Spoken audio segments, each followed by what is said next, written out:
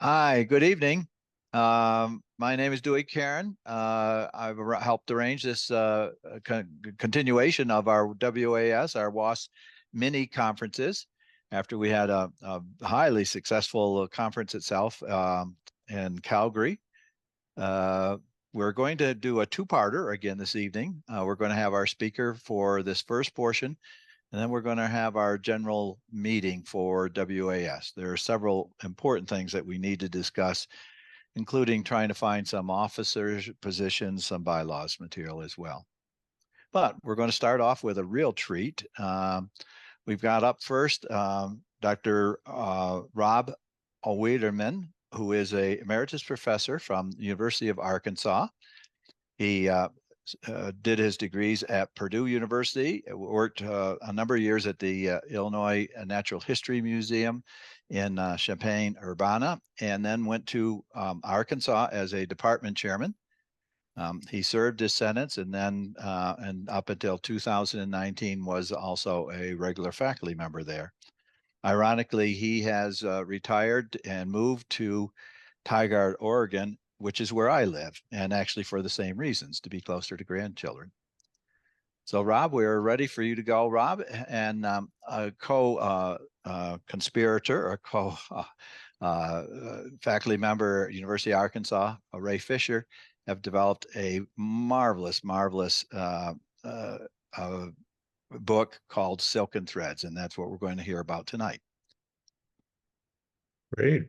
Well, thank you very much for the invitation. I guess originally started with Melanie Kirby, but then after meeting and talking with Dewey, then we got this set up. And so, yeah, I like Dewey. I'm a recovering administrator, and spent the last 5 years of my career at Arkansas teaching a fabulous, or at least I thought fabulous, exciting class called Insect Science and Society.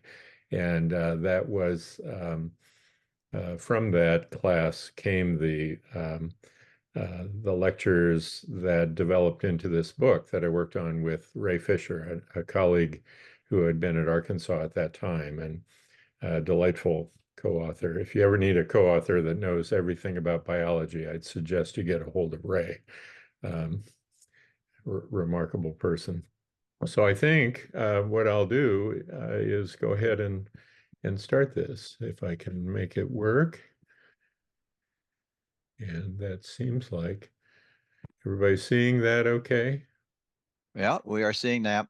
Anyone that would have questions, by the way, put them in the Q&A, and we'll address them to Rob at the end. Yes, thank you for doing that. Okay. Right, make this work. So as Dewey said, Ray and I wrote this book in 2021. It was one of my COVID projects, and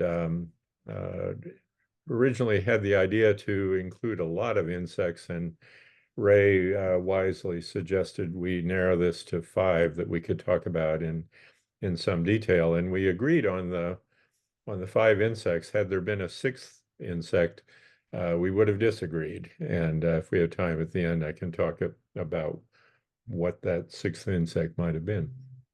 So the book, The Silken Thread, published by Oxford University Press.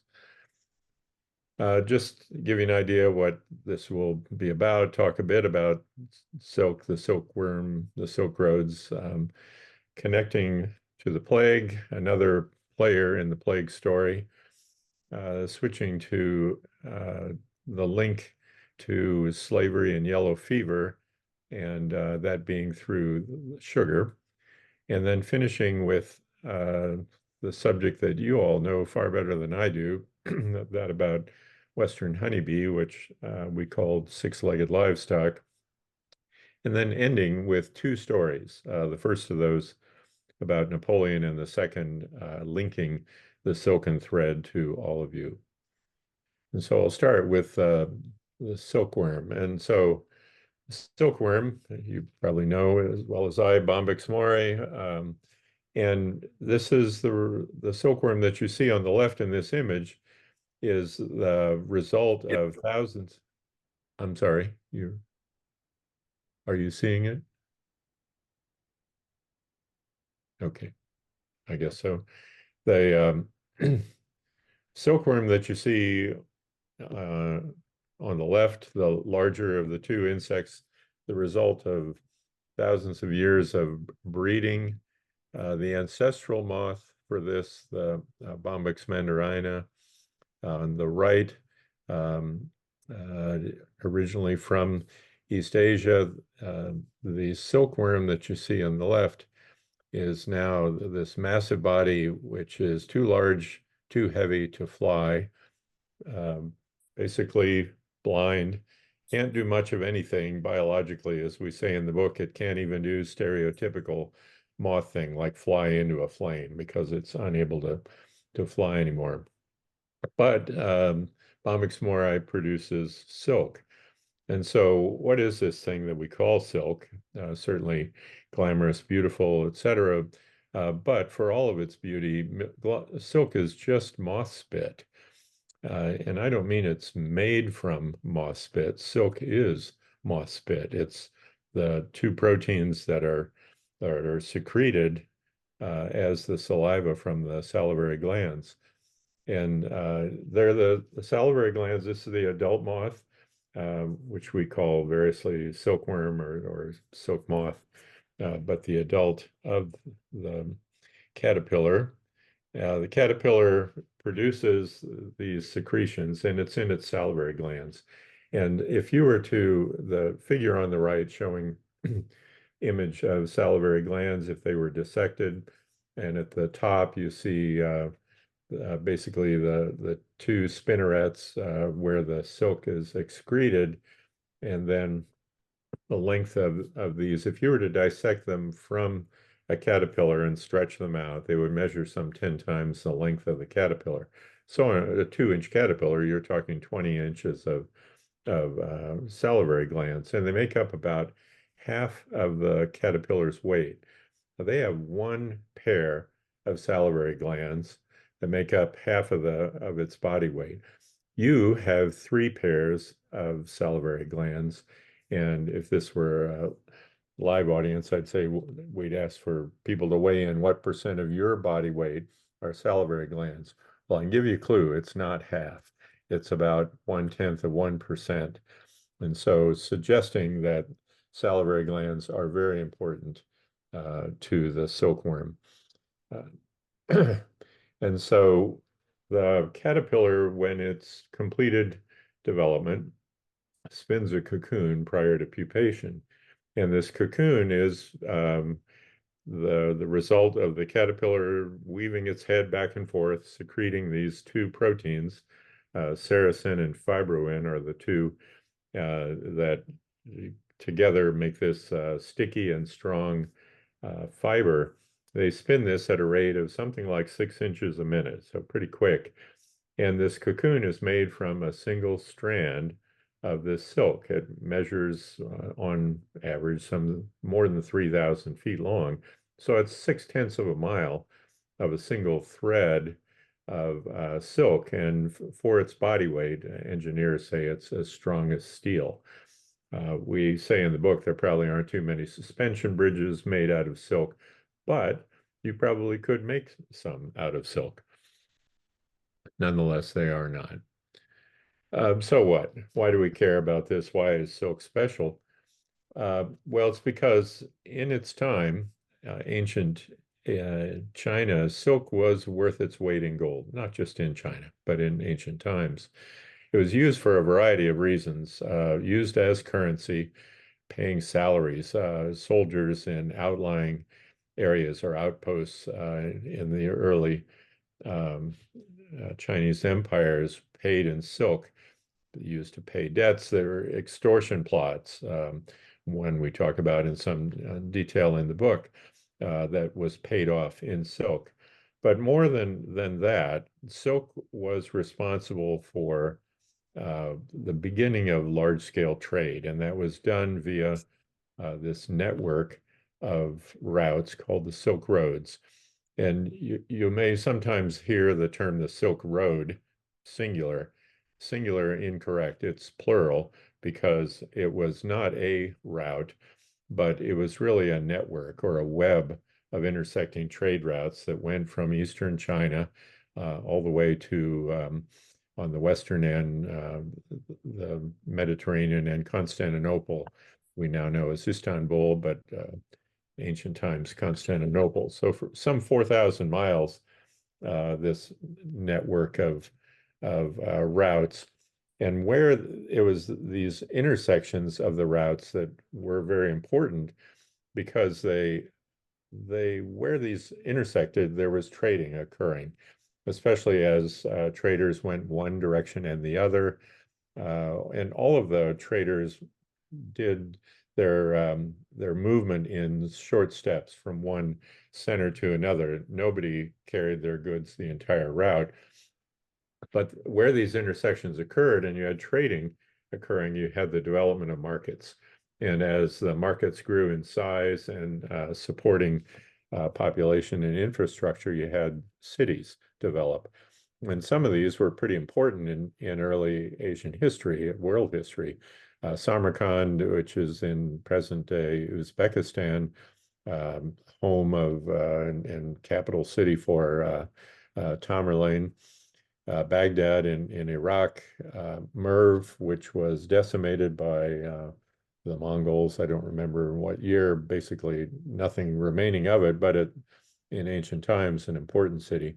The city of Kaffa, which is now, which is on the Black Sea, and now the Russian city called Feodosia. And so all of these were important in history because although the silk brought wealth to the Chinese empires through linking Europe and Asia, you had great movement of products and technology. And I won't go through all of these. You can read faster than I can speak, but some of them pretty important in history. But even more than the products and the technology that were moved was the movement of ideas and religions. We had the merging of religions, the movement of scientific advances.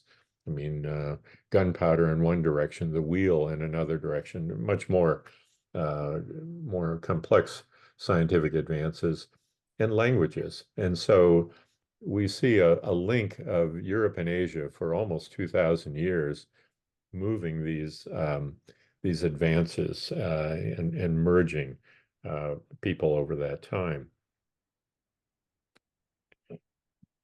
So I could do an entire hour just on silk, but I'm not. And I'll come back at the very end of this to talk about silk one more time at the end.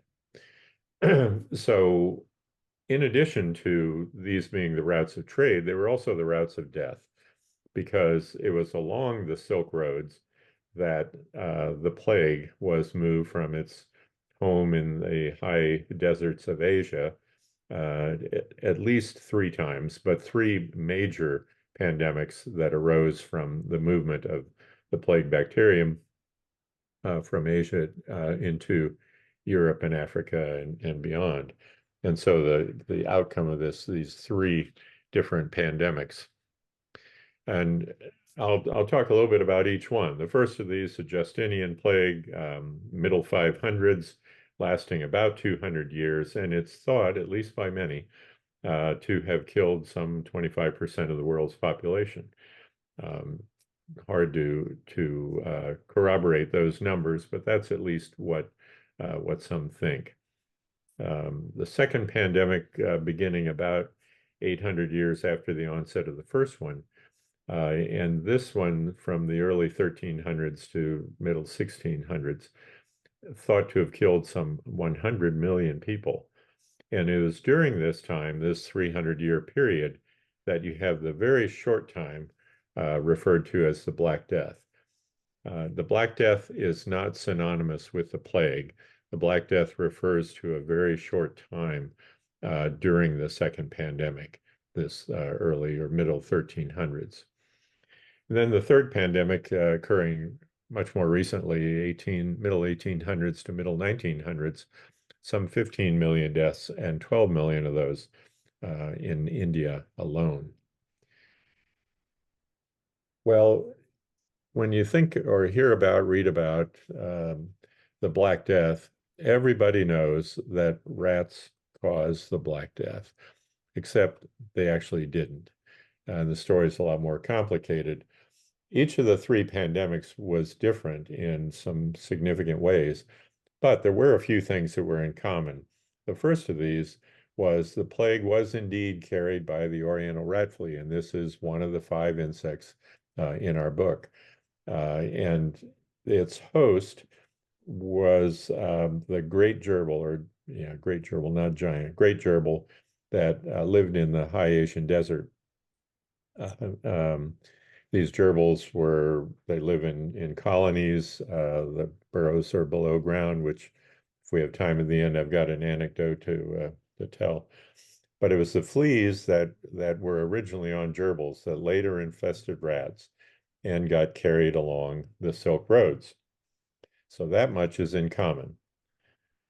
But to understand the plague, we start with the third pandemic, because that one, being more recent and science being a little more advanced, has some explanation for this. And so that's where the story of rats and fleas began. The bacteria was identified shortly after the onset of this pandemic, and a bacterium was identified nearly simultaneously by 2 different bacteriologists. Shibasaburo Kitasato, renowned bacteriologist from Japan, given wonderful facilities, ample help, etc. And Alexander Yersin, younger bacteriologist from the Pasteur Institute, who was sent by the Pasteur Institute. He was at that time working in Southeast Asia, given basically no resources. He had a grass hut near the hospital, given no staff, basically had the equipment he brought with him. But so they both discovered a bacterium. It turned out Kitasato identified the wrong bacterium, whereas Yersin did identify the one that was the causal agent of bubonic plague. Yersin also is the one that made the connection to rats, because what was noticed, they identified this bacterium in Hong Kong, and he noticed that where there was an outbreak, there were dead rats. And so he was making that connection. He didn't, however, record the species of rat. He just noticed that there were dead rats. It was likely the Asian house rat, but there were no specimens that were kept. And so the connection, though, to fleas was made by later bacteriologist Paul-Louis Simon, also from the Pasteur Institute. He was working in what's now Karachi, Pakistan, and he noticed that rats that were dying, here I say dead rats, that's not exactly correct, but dying rats had fleas, and those fleas were carrying the bacterium, Yersinia pestis. Dead rats, the fleas actually leave to find another host. So he made the connection that that fleas were involved, fleas on these rats, but he didn't identify either the species of flea or of the rat. The flea species wasn't identified, and sometime later by the English flea specialist, actually a banker, Charles Rothschild. And so here we have, though, this connection made by Simon and Yersin, rats and fleas. For the third pandemic, absolutely. That was indeed the case. But the other 2 pandemics, not so quick. So going back to the beginning, the first pandemic, this moved slowly westward from Asia, got to Constantinople. At that time, it was the largest city in the world, about 500,000 people. And within just a couple months, somewhere between a third and half of the city died from the plague. And as it moved into Europe, then some tens of millions dying of it over the next 200 years. A lot written about that pandemic at the time, and there was not any mention of rats in any of the writings. So making the rat somewhat the suspect here. The second pandemic, beginning some 800 years after the onset of the first one, again, going westward from Eastern Asia, carried by Mongols. And among other things, they laid siege to the city of Kaffa. Kaffa had been, if not founded, at least populated by merchants from the city of Genoa on the Mediterranean that made Kaffa a very wealthy city. And the Mongols wanted to have this city and also have that wealth. And so they laid siege to Kaffa. And here's where stories get a little far-fetched. Allegedly, the Mongols catapulted their dead and dying soldiers into the city to start an epidemic. Well, that's one of those wonderful just so stories. For one thing, there was no idea how the plague was spread, and so the idea of spreading it by catapulting dying soldiers to start an epidemic is clearly not true. What is true is an epidemic did start in the city, but this story lingers on, and it probably does so because of the fabulous visual imagery.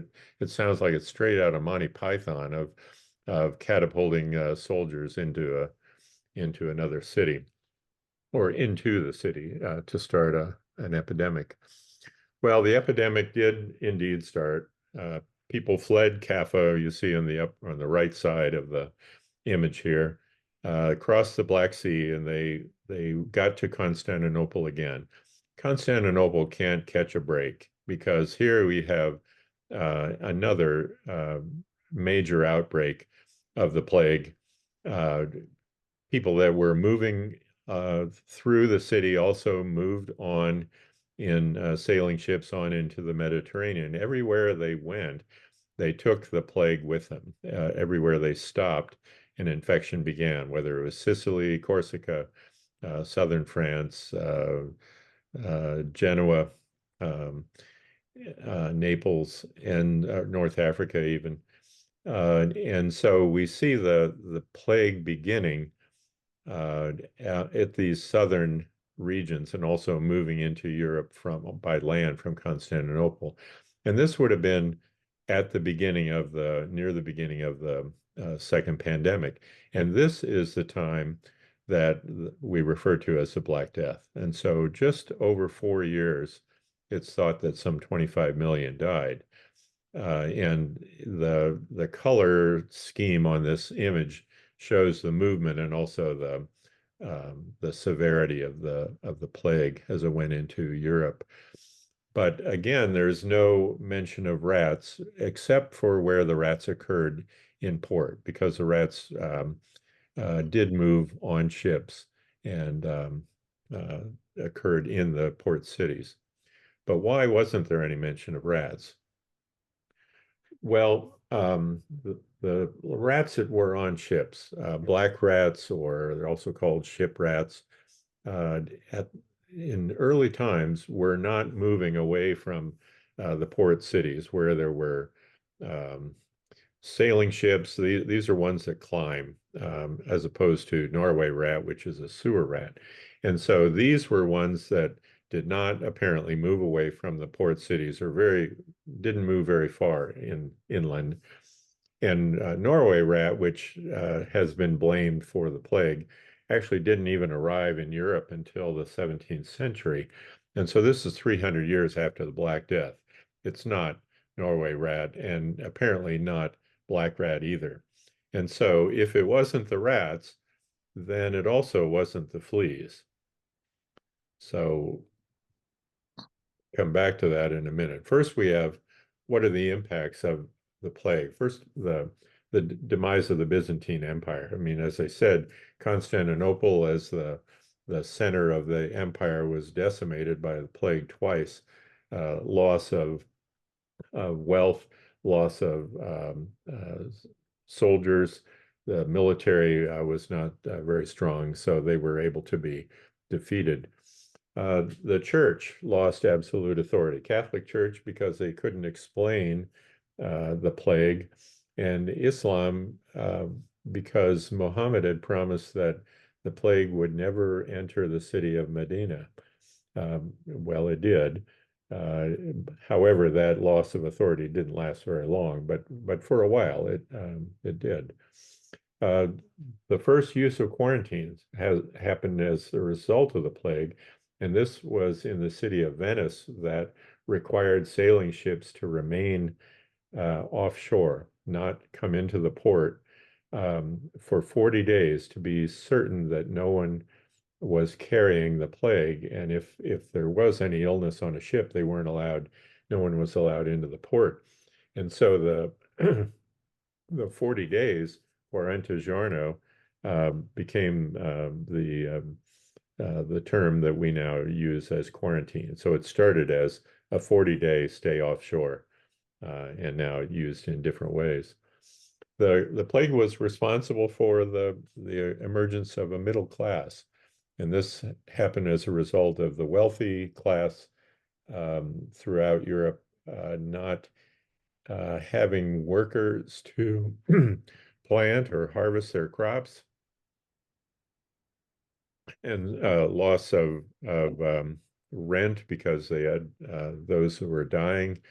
And so the workers, the lower class that did survive the plague, suddenly had some bargaining power because there were few of them, and they were able to extract greater wages, be able to buy land, to be landowners, and become what became the middle class. And also the beginnings of the Renaissance. Those wealthy who survived the plague were grateful for having survived and sharing some of their wealth with artists, whether it was writers, musicians, architects, and other artists. And so some good that came out of the plague, if you want to consider 100 million people, anything good coming out of that. But I didn't answer the question, if it wasn't fleas and rats, what spread the plague so quickly? A paper a couple of years ago that strongly implicates body lice. And this would have been for the first and second pandemics, that the plague moved inland from those initial ports at the speed of humans. And so moved quickly as there was a movement of humans around the continent. And so it's thought that body lice were what caused the Black Death. The third pandemic was fleas and rats, but not the first two. But lice, the third of our insects in the book, have their own stories. And humans, we've always had lice. Head lice, body lice, those two are the same species, just occur at different places, and pubic lice. So all of these have been on humans forever. Lice are part of our language. You say, oh, I feel lousy. Well, lousy means you're infested by lice. Or don't nitpick. Nits are the eggs of lice. And so they've been part of our language. But why do we care about lice? Well, they also carry a disease, and a nasty one, typhus, and they transmit that to humans. Body lice live in clothing. They don't actually live on our body. They move from clothing onto our body to take a blood meal, but then retreat back into the clothing. They transmit typhus, but it's not while they're feeding.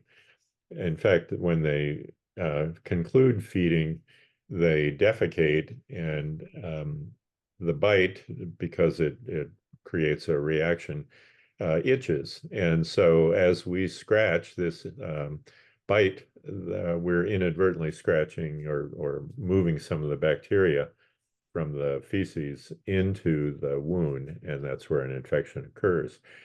If I'm giving this lecture to an audience, the point where I get to this in the talk, somebody starts scratching. It just inadvertent. It has to happen. So the typhus spreads, and it spreads rapidly, and it's associated with poor hygiene where there are people crowded together, whether in poverty or due to natural or human-made disasters, or in the 1800s, jails in England, uh, prisoners were infected by what was called jail fever, and it was thought to have killed some 25% of the prisoners. At the time, there were some 240 uh, crimes in England that resulted in capital punishment. And lice killed more than all the executions associated with those. And it was ironic that typhus even was spread from the prisoners to sheriffs, jailers, and the judges because of the mingling of clothing and the movement of lice from one set of clothes to another. And so the irony is that a judge may have handed down a death sentence to a prisoner, but the prisoner may also have handed up the death sentence to a judge. Anybody who's of Irish descent knows well about the Irish famine, the potato famine, also called middle 1800s, made worse by typhus. It was the lower class that was hit the hardest. These were the ones that were referred to as the unwashed masses. And those that were able to uh, were tried to escape the famine and emigrate to North America. When they did so, they inadvertently took typhus with them as well. They sailed on these ships that were not meant to carry passengers, and many of them were converted timber ships. And as you see in the image in the bottom left, the passengers were crowded together below decks, little access to light. There was never enough food or water, and there was no sanitation. And so people crowded together because some were infected by typhus. This spread through them rapidly.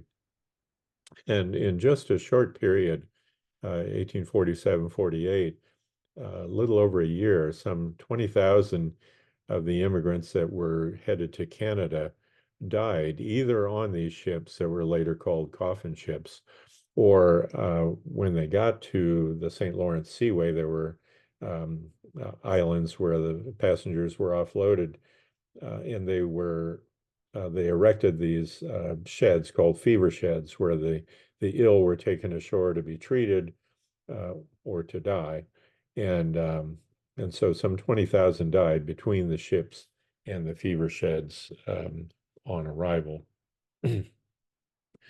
Lice and typhus have been involved in the wars. World War I, at the onset of the war, some 150,000 troops in Serbia that were killed at the beginning by typhus, and this was bad enough that the German generals did not want to invade Serbia because of fear of bringing the disease back with them.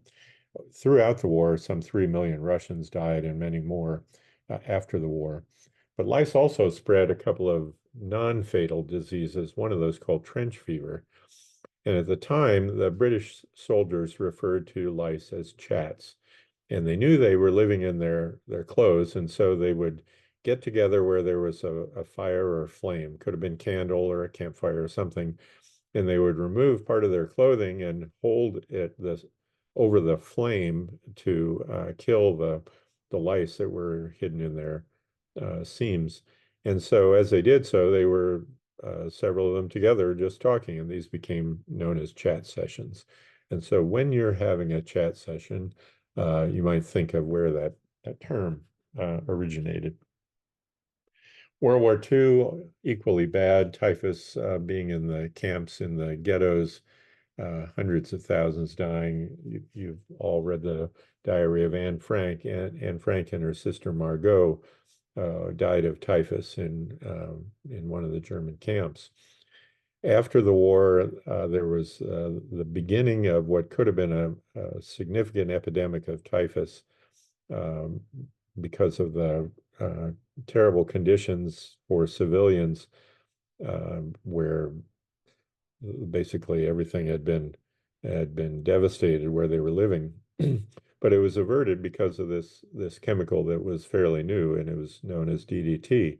And you see the image here of this soldier being dusted by DDT to kill the lice. And so impacts of body lice, one thing was learning about sanitation and cleanliness, the importance of that.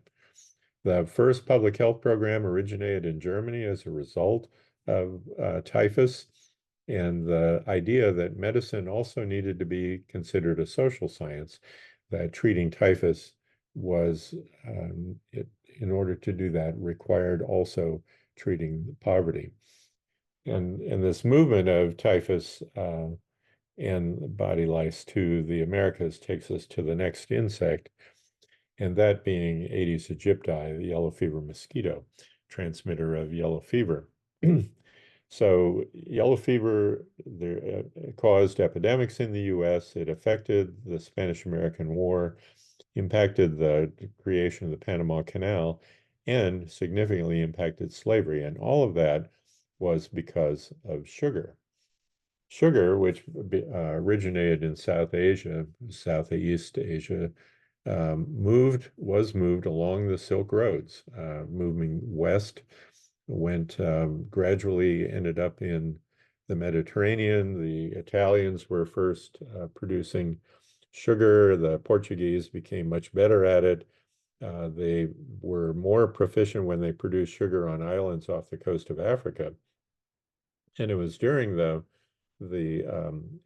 beginning of this and movement of the sugar to these islands that the Portuguese began taking African slaves in the year 1441.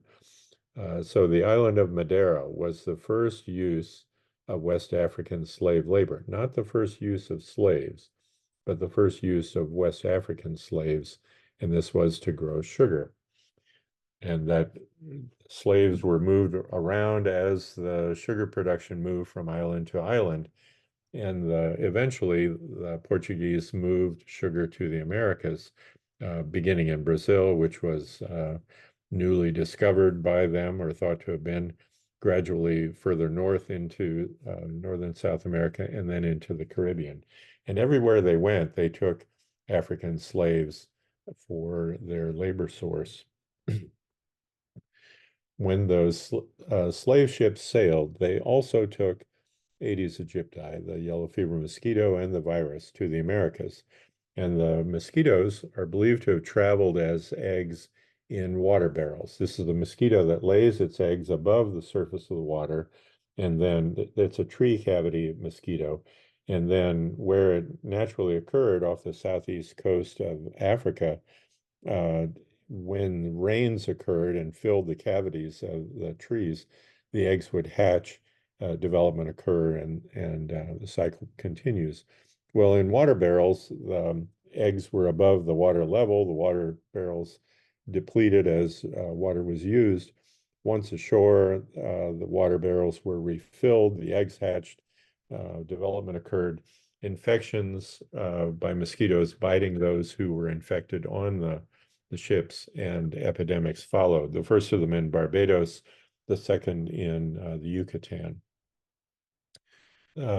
In North America, the fever arrived from the Caribbean, and this was in the late 1700s. And throughout the 1800s, major epidemics, cities like Savannah, New Orleans, Memphis, earlier ones in Philadelphia. But nobody knew what it was. And in New Orleans, it was referred to as stranger's disease because it happened in the spring, or it began. It went until the end of summer, really about the time of first frost. But nobody knew what it was. So it was a stranger's disease because in the spring, there were immigrants that came in looking for jobs. And so they were the strangers thought to have brought the disease. There were others who thought that the cause was bad air. And the word malaria, a different disease, comes from the words mal and aria, which means bad air. So they thought it was bad air, or perhaps spread by victims' clothing. Got an image there, is out of place. This idea of victims' clothes carrying the disease was taken to extreme by a doctor in Mississippi, Luke Pryor Blackburn, who hated all things in the North, or Yankees. And there was nothing that epitomized Yankees more than Abraham Lincoln. And so Blackburn plotted to kill Lincoln with yellow fever.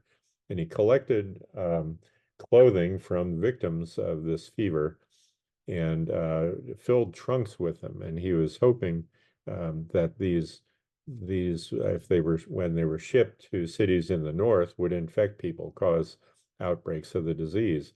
And one of the trunks was filled with clothing, and it was sent to a warehouse in Washington, D.C. on Pennsylvania Avenue, across from the White House. And he thought these clothes were infectious enough to kill Lincoln some hundreds of feet away. Well, there's a bit of a logical disconnect here in that Blackburn was able to pack all of these clothes into a trunk and not become ill, whereas he was going to kill Lincoln hundreds of feet away with these same clothes. Nonetheless, as we all know, Lincoln did not die from yellow fever. Blackburn eventually was caught, extradited from Canada, and in showing that there is political redemption, he later became governor of Kentucky. So who knows? 1880s, Cuban doctor Carlos Finley thought that mosquitoes were involved, but nobody paid him any attention. Nothing that small could spread this disease. It was preposterous. During the Spanish-American War, you have the explosion of the USS Maine. Beginning this, sailors who were injured were not taken ashore. They were treated on ships because captains were afraid of injured sailors bringing back the yellow fever. The war was very short, the occupation some 2 years, and there were 13 times more deaths from yellow fever than from the brief combat. Theodore Roosevelt insisted on returning his Rough Riders troops, combat troops, to the U.S. to prevent them from catching yellow fever. They were quarantined on the eastern end of Long Island for 6 weeks to make sure they were not bringing the disease back. Yeah, we'll quit there. So after the war in 1900, Walter Reed, Major Walter Reed, Army doctor, and the Yellow Fever Commission, several other doctors, showed that the fever was spread by a mosquito. This is 20 years after Carlos Finley's ideas. The Army accepted Reed's findings, but most of the world didn't. In fact, Reed gave a presentation, and it was later reported, I think it was the Washington Post, as an idea silly beyond compare, or something like that. They thought it was ridiculous. But the Army bought into the idea, and they developed a plan, and that in the personage of Major William Crawford Gorgas, who crafted this plan to eradicate mosquitoes and yellow fever from the occupied area of Cuba. And his plan was to drain standing water, spray, clear underbrush, put in window screens, and quarantine the sick. And it worked, and the number of cases dropped to 0. So incredible success. Shortly before the war, though, we had yellow fever impacting the Panama Canal. The French beginning this project, they lost some third of their workers, mostly not Frenchmen, but those from the Caribbean islands, but a third of the workers to the fevers. And so they were not getting workers. The French gave up on the idea. Well, it wasn't until after the war that the U.S. Took up this project, and Gorgas took his plan from Cuba to Panama and proposed a project that he said, to begin, would cost $1 million. Well, this was met by Congress as being preposterous. $1 million. At that time, the U.S. budget was $584 million total budget. And here this unknown military doctor wanted to have $1 million of it to battle mosquitoes, which everybody knew were not involved, in this long, faraway place, Panama, which most people hadn't heard of, if they did, they didn't know where it was. But they had Gorgas had an ally, and that was Theodore Roosevelt, who persuaded Congress to fund this plan. And this image on the left shows Roosevelt in 1906 when he visited the construction site of the canal. He was the first standing, or in this case sitting, U.S. president to have left the U.S. and traveled abroad during his presidency. So the same plan that he had in Cuba, he used this incredible amount of resource, pyrethrum, sulfur, which was the entire U.S. supply of this for a while. But it eliminated yellow fever. The cases dropped by half almost immediately, and then to almost zero after that. So he succeeded. Yellow fever was defeated. So yellow fever, which affected wars and killed countless troops and civilians, but defeating yellow fever led to the completion of the Panama Canal. Took 10 years, $375 million, some 6,000 deaths after the U.S. took over the project. But by defeating yellow fever, it's thought that some 75,000 or so deaths were averted. And so the result of the canal, as you well know, the U.S. becoming a global power due to having a global navy, and then also the economic benefits from having the canal. You probably never heard of Carlos Finley. He's never mentioned. You probably never heard of William Crawford Gorgas, although he emerged as a hero to me after writing this book. But you probably did hear of Walter Reed. If you did, you probably heard of him because of this thing, Walter Reed Medical Center in Bethesda, Maryland. Okay, last of the insects, one that you know far better than I do, Western honeybee. Bees have been around, as you know, for a long time, some 20,000 bee species in the world, a smaller fraction of those in North America, mostly all solitary bees, a few that are native bumblebees, and then the one honeybee, Western honeybee, which is not native, was brought to North America to pollinate plants. The crop plants that colonists brought were not adequately pollinated by native bees, and honeybees were brought in. If I were giving this to another audience, I'd talk a little bit more about bees, but as I say, you know more about bees than I ever will. But what I do know a little bit about is some of the stories about bees and their things in history.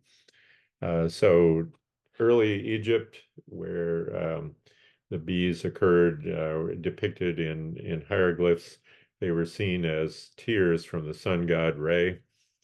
Honey was used as currency. You can imagine nobody carrying around pocket change, but used to pay debts. And in a curious case, this came from a book by Gene Kritsky, that honey was used as one of the ingredients in a contraceptive. And this was mixed somehow with sour milk and crocodile dung. And who knows why it was crocodile dung, how they figured that out, or how much crocodile dung was needed, let alone who collected it. And so this curious contraceptive, don't want to know how it was used. That's too much information, but nonetheless, curious use of honey. Bees being used as weapons in history, both in defense and offense. Castles where honeybees were, hives of them were, skeps were kept in niches in the walls of the parapets, dropped onto invaders, so it wasn't just boiling oil, boiling water. And then on offense, where they were used as ammunition in catapults. Colony of bees would not have been happy being placed into the catapult. They would have been even less happy when they arrived at their destination.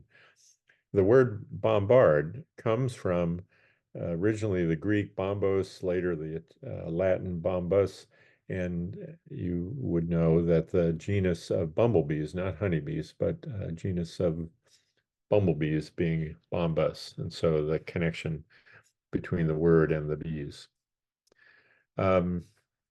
Richard I in the Crusades, taking some large number of ships full of ammunition, which was honeybee hives. And these were catapulted, at the very least, in the siege of Acre in 1190 during the Crusade. Not just ancient battles, but Viet Cong using these during the war, Vietnam, with trip ropes or wires connecting to hives of Asian honeybee, as you probably know, larger, more aggressive than Western honeybee.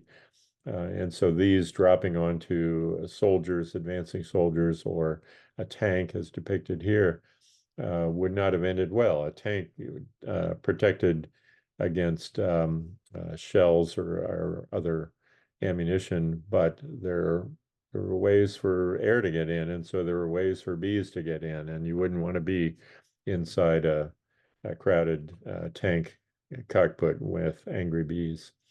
Also, tunnels under the villages that had beehives as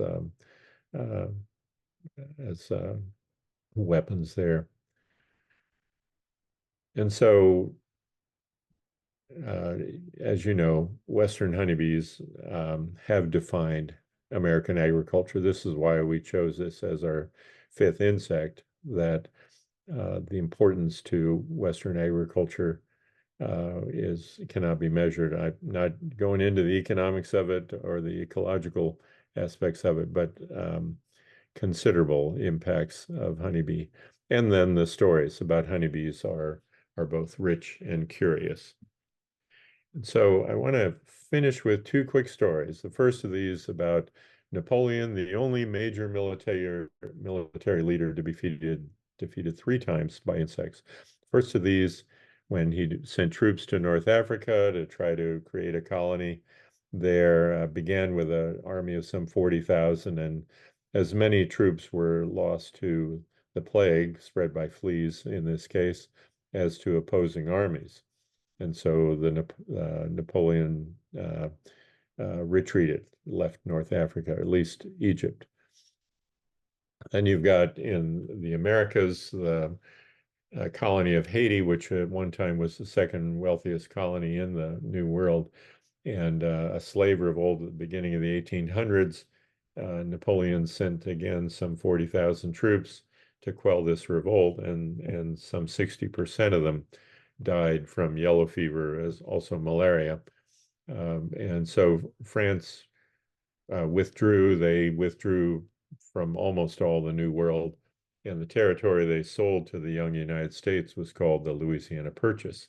And so when I would give this lecture in my class in Arkansas, I said the reason I was giving this lecture in English and not French is because of the yellow fever mosquito.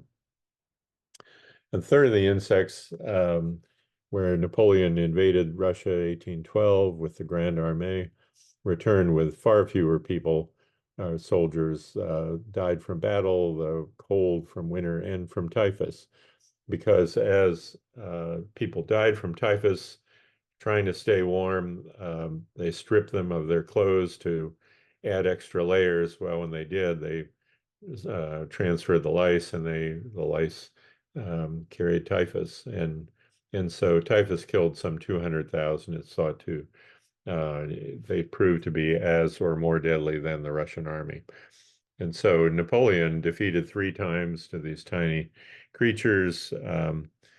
And actually, Napoleon's symbol, he's involved with all 5 of our insects, because the symbol of his empire was the honeybee, and he wore silk breeches. So I was wishing if only there was a story of him ripping out his silk breeches after being stung by a honeybee and getting infected by some disease of one of these other insects. It would have been complete. I'm finish real quick with this story of connecting silk to you, the early silk being woven in looms done by hand.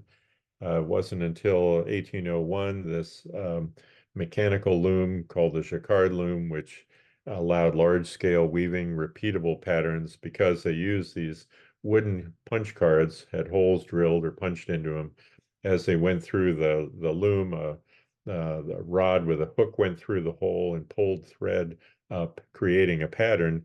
And these patterns could be used over and over, so they were repeatable. This technology was picked up by an American, Herman Hollerith, hired to oversee the census of 1890, and he adapted this by using a paper card that had holes punched in those, and those holes corresponded to specific data from the census. So he created a machine. The card was fed through it, passed through some electric wires where there was a hole. The charge went through, transmitted a signal. Hollerith also invented this card reader, which tabulated the data. And he was awarded a Ph.D. for these inventions. It was much more effective than counting by hand. Founded a company called the Tabulating Machine Company. Some years later merged with a few other companies, and they changed their name to International Business Machines, which is the same IBM that exists today. So from tabulating machines to personal computers to really the beginnings of cell phones. And so the connection from silkworm through silk weaving by hand, the jacquard loom, tabulating machine, IBM, to personal computers to smartphones. When I give this lecture in my class, I would say, which you are looking at now instead of listening to me. So the thread, silk, was a thread linking the 5 insects, began with the Silk Roads, carrying diseases, defeating generals, changing societies, and these 5 insects still affect you today. So with that, I'll quit. Sorry if I went a few minutes long. No, the timing was fine. Thank you. Okay. Thank you very well. We have not had a question in the Q&A, although I will point out for those that have looked, an anonymous person indicated that Kim Flodham, whom almost all of you knew or knew of him, unfortunately passed away this week with his battle with cancer. Sad news for that. Are there questions for Ron? Yeah, the sixth insect. Oh, okay.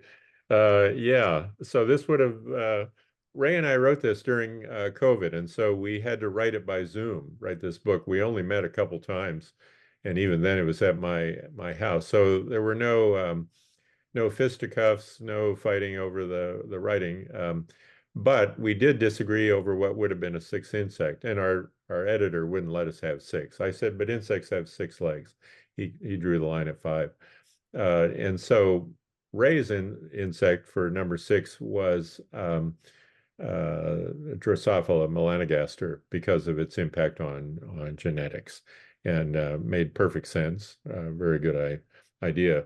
My 6th insect was boll weevil, because at least one entomologist, one of the others located in Tigard, Oregon, believes that boll weevil is responsible for rock and roll music because of the movement of humans from the Delta, the poor farmers losing their farms, stopping in a city called Memphis, where you have the intersection of Delta blues with country music and hillbilly music, and that leading to the early rock and roll.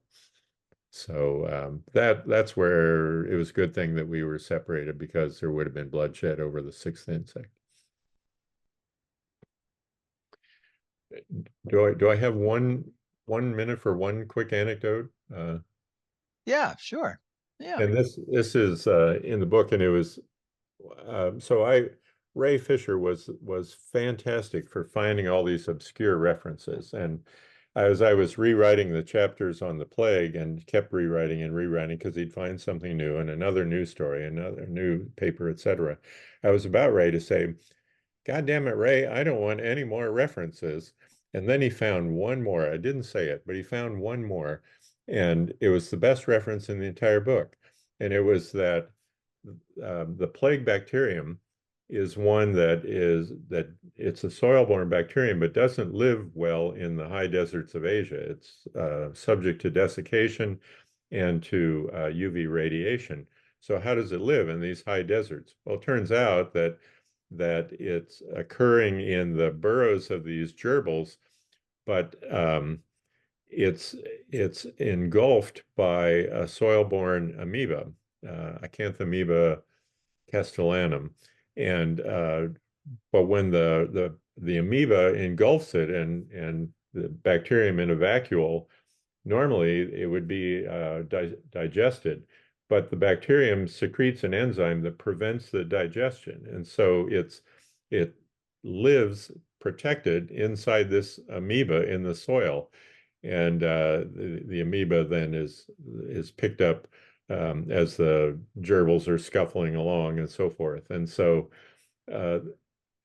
here, who would think that studying soil in the deserts of Asia would lead to a pretty serious explanation, I mean, major explanation about a disease that's killed hundreds of millions of people.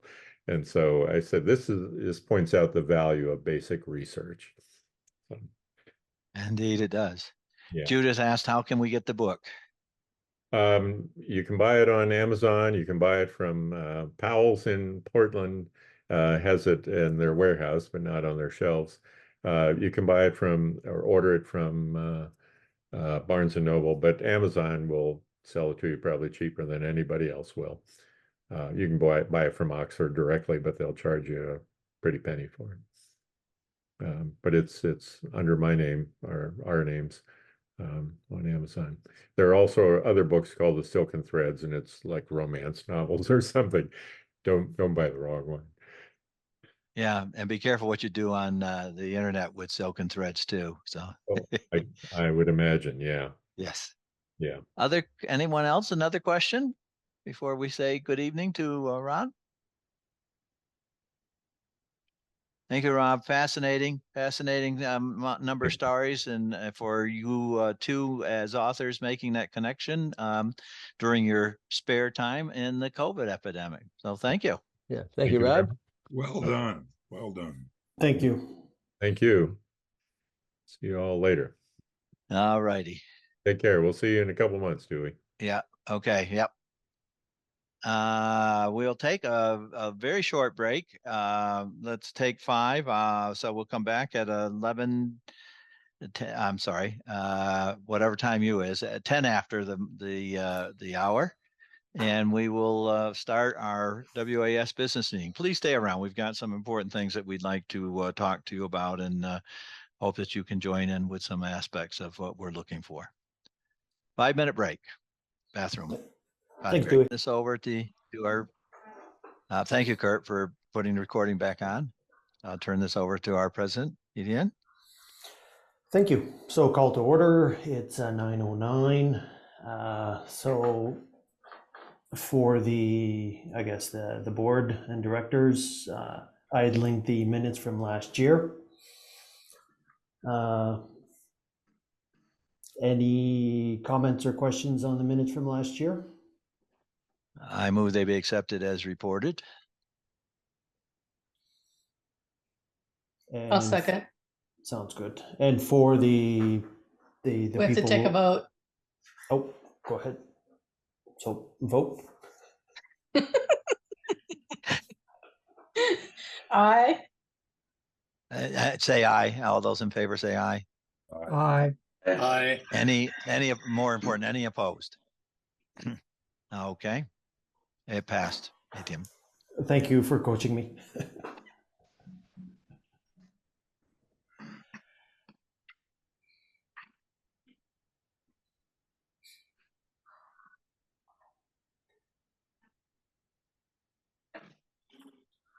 And just for the people attending the meeting as let's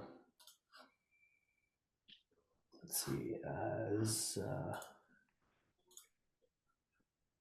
Yeah, we still have a good number on the as meeting. participants, if we will have a couple areas where people can either nominate or volunteer for some different positions, or join committees. So I'll make sure that if you do lift your hands, so please do use the Q&A to put comments, and then we can go and review it there, and I'll be able to gather all the feedback.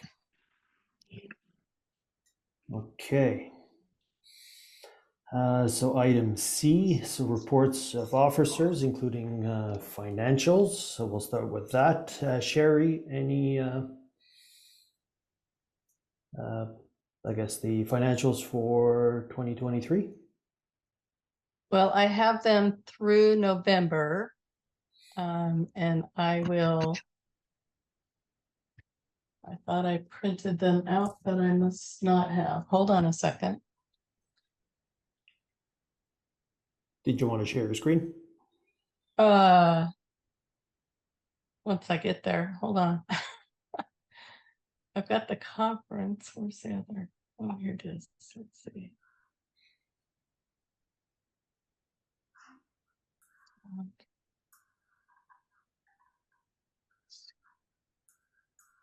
Okay, so for this fiscal year through last month, and I'm not going to share, I Okay. don't know how to do that. It's going to be a pain. So what we have for the general and administrative side, because we're going to talk about the conference a little bit later, on just the general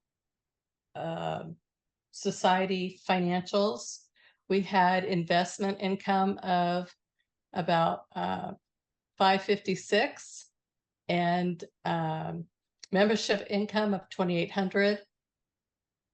Let me make sure that's on a cash basis. Let's make that 4,400. So the total income was about 5,000, not quite. Expenses were about 6,500. So we have a loss of 1,500. So that would include, right now we've got a Zoom license that's like almost 1,800. And I think we'll need to discuss that later to see if we want to go with that large of a hit on Zoom, because I know we could go a little bit smaller as far as participant numbers. Do you have any questions on that? I know you're not seeing anything. Basically, we're just not bringing enough memberships in to cover the overhead is what it's saying. Yeah, and we can, under new business, we can have a quick discussion around the Zoom license, and we can chop it in half. Okay. So then the other side of it is how much cash we have. And we are doing very well there. Let me get there.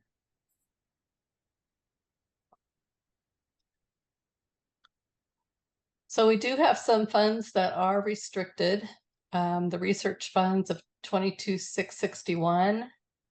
And there's also about 1,700 in scholarship funds that are restricted.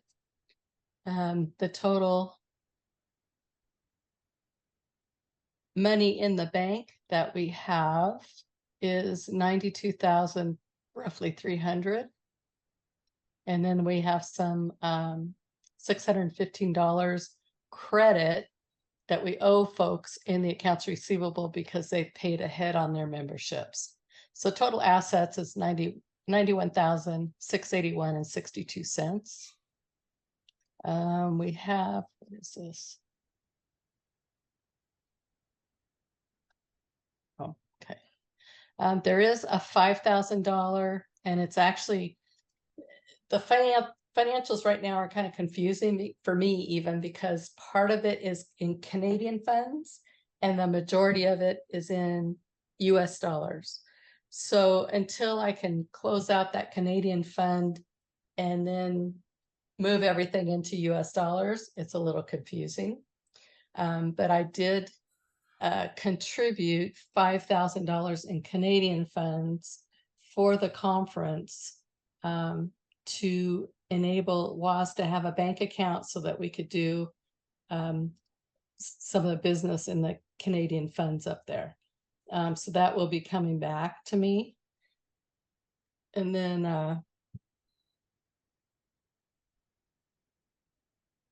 the unrestricted funds that we have is about 55,000. So we are in really good shape financially at this point in time. Good. The other thing, and I've got that on the agenda, is that I just recently, like yesterday, moved money from the savings account and from one of the CDs that came due, and the research fund. So I put them in a 10-month CD for research. So it was went from 0.05% to 5%. So there will be some good money there. I put 22.5 in there. And then in the savings CD, which is also a 10-month, it went from 0.12% to 5%, and that was $35,000. So there is allowed a one-time penalty-free withdrawal. So if something happens or I need to get that money swept out of there, it won't cost the society anything. Sounds good. Any questions on that? Good job. Thank you. Welcome. It's about time those rates got up there. Yeah. Jeez. And I guess we don't need to vote any motions on this? Well, you might want to accept it. Accept? Okay. Just call for So a motion to accept. So moved. Okay, all that are in favor of the motion to accept the treasurer's report as given, say aye. Aye. Or Aye. Did we all have right, a second?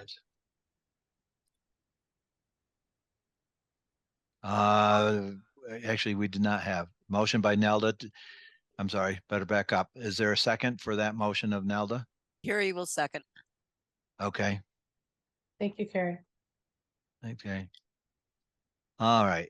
Any further discussion? All right. For the motion, any of those that are opposed to accepting this report of the treasurer? Okay, so carried, so passed. We Back need to to you. do that vote again. Thank you, Dewey. I'm sorry, I called for any that were opposed to the motion. And since we'd really had to. Okay, so motion passed. Yep. Motion passed. Thank you. Yeah, the acceptance passed, yeah. Thank you. Because the next item D, I guess, any comments to discuss, Steve? Nope, I don't have anything to offer tonight. Okay, no worries. Sounds good. We'll move on to the next item. So item E, reports from committees. We've had Carrie and Rebecca look into our bylaws, and Daniel also. Just an FYI, before we make any changes, we do need to give 30 days notice, and we'll probably make a electronic ballot. So it'll be sometime in Q1, but I'll give the floor to Carrie if she just minds giving a brief overview of what she looked at and what some of the concerns were. You don't need to go in super detail, Carrie, just give an overview, please, if that's okay. That's okay.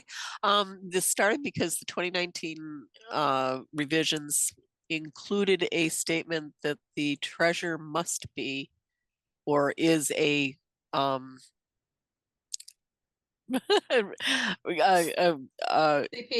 CPA, yes. CPA. And the question was, does it need to be? And we found out, no, it doesn't. And we're still working on the wording on how to make it so that it can be preferable to be a CPA or equivalent, but to include anybody who's willing to take on the massive responsibility of being a treasurer. And then there were a couple of things that were in the bylaws, like the stipend that the secretary and the treasurer get, that was the amount was stated in the bylaws, and that should be not necessarily in the bylaws, which takes a larger thing to change something that was changeable. And we looked at possibly making up a handbook, which many places have as a handbook, and then the what the position of treasurer is in the bylaws. So that's what we did. We've got 2 revisions in. There's a little bit of, we're still working on the exact wording, because there's a question on whether preferably is allowed in bylaws. I don't know. That was just today, so we have to find that out. But anybody who's knowledgeable, we'd love to have you on board. But we're working on the treasurer part of the bylaws to just clarify and get it tighter into what should be in the bylaws and what could be somewhere else. And maybe that somewhere else will be a handbook. That's it. Thank you, Karen. Any comments from the other directors board? I thought the handbook was an excellent start. Well, and actually, back in 2019, it was brought up that we need to have job descriptions, which is kind of part of the handbook. So the job description would kind of either take the place of, or be in the handbook would be in place of the job description. Because really, directors don't know. I don't think a lot of them know what their role is for the society, and maybe the secretary, the treasurer, the president, the vice president. It's nice to kind of have a path, a blueprint of what the expectations are, so that if you want to volunteer for one of these positions, at least you have an idea of what's expected of you. So I guess I did draft something early on around the different responsibilities. So what I'll do is I'll share what I've done early on, and then we can review it and use it as a template. And it was the duties around the different things that we do, the meetings we set, the minis, the meetings, the conference, the social media, and the website maintenance and all that type of stuff. So I'll put that out for the group to see, and then we can update it and make something out of it if we want. That'd be great. Okay. And we definitely need someone who has legal term abilities, because the question of what words are allowed in bylaws, I don't have the expertise on. All I do is see, do other bylaws have these words? And that's not necessarily the way we want to do that. So if anybody that's in the listening audience has much more legal expertise, I'd love to have you come and join us, or at least review what we've done. Thank you. Thank you, Karen. Mahalo. Yeah, I'll ask around a couple of the lawyers that work for some of the other nonprofits I'm involved with, and see if somebody will review them quick. Thanks, Daniel. Just for information, the third person we're talking about is Rebecca Fain, and she is the Oregon treasurer. So if you want to communicate with any of the 3 of the committee, you can do so, please. Yep. Any other comments on the bylaws?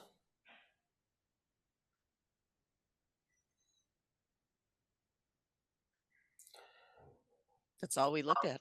Yep. Okay. No, that's perfect. But if Then- anybody wants to look at our bylaws as they stand now, and I have pulled out just the treasure parts, but we can send the bylaws if somebody wants that also. And any copies of what I've pulled out, what are the revisions and all that, just email me or anyone on the board. Sounds good. The next item, I'll stay on until, just so I know I sent an email out a couple of weeks ago, so I will have to step down as president.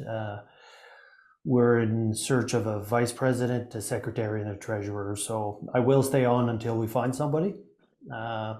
And I guess this next item here is about nominations and just getting a selection committee going.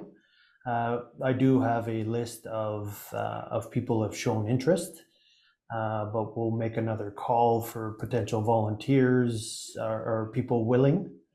And then the selection committee can work together with the potentials to discuss potentials and vet the candidates. So for the treasurer, president, we just want to go through a process of due diligence and validation before we make official nominations, and then we can go from that point on.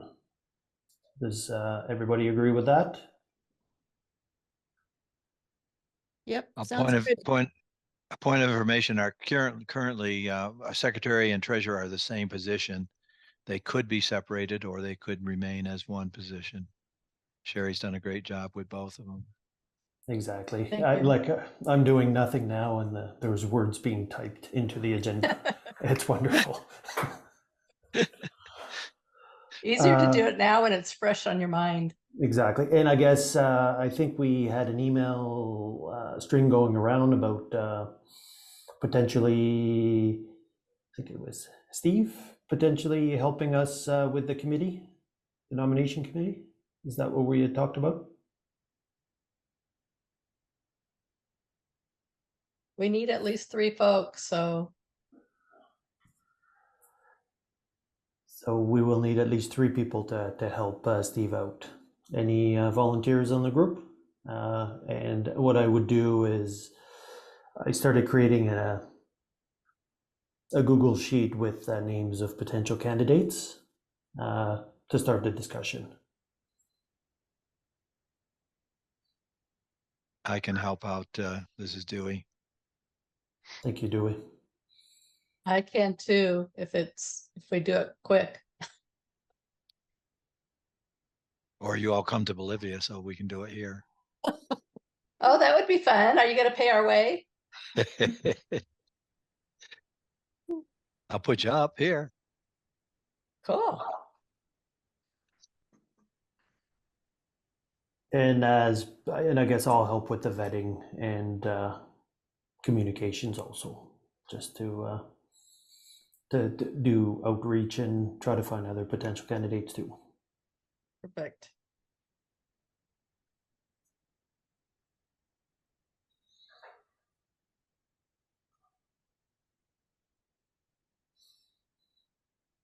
So no, I will not drop the ball and just leave, but just I'll do my best. And you have agreed to stay on as past president, correct? Yes, to support anybody I can't really commit to specific times after February, but because my travel schedule will start picking up again.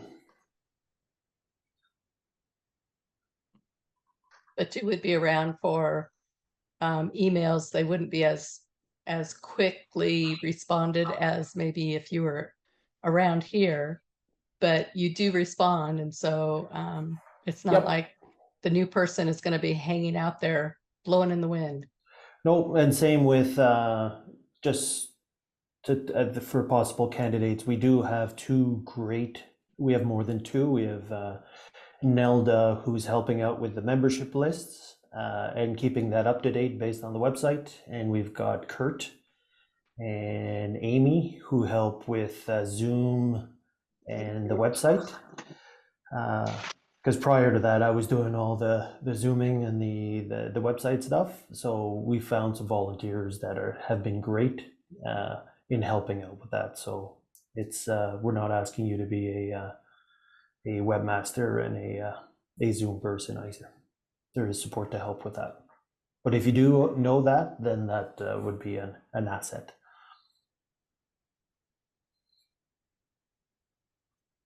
And I guess, let's see. And if anybody in the 50 people that are on board on the call right now, if you are interested, just put your in the Q&A or in the chat, you could just say, hey, please include me, and then we'll review that before we close out the meeting, and we can add you to the list. Thank you.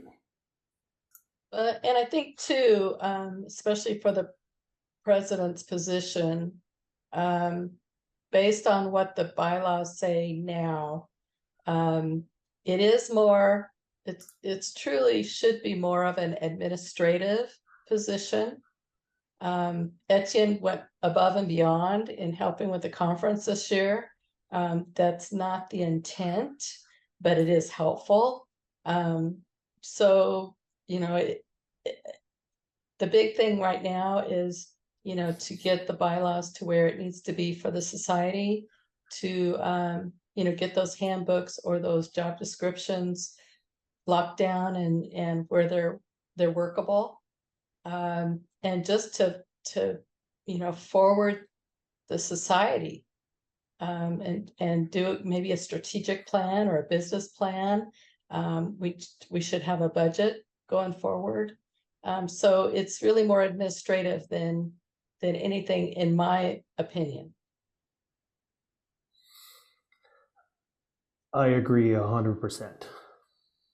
And that's the reason we need to so there is a comment around, can anyone volunteer? So if you're a member and you've got some talent or some skill sets, please reach out to me, and then I'm sure we can find you a place to help out. Because we need help with the minis to help take the load off Dewey. We've got Monica King, our let's see, our Arizona director, who's going to help, but it requires a little team to help put together speakers and set up a 12-month schedule. So if anybody's interested in that, just send a note. And that's the nomination committee discussion. Any final comments on that?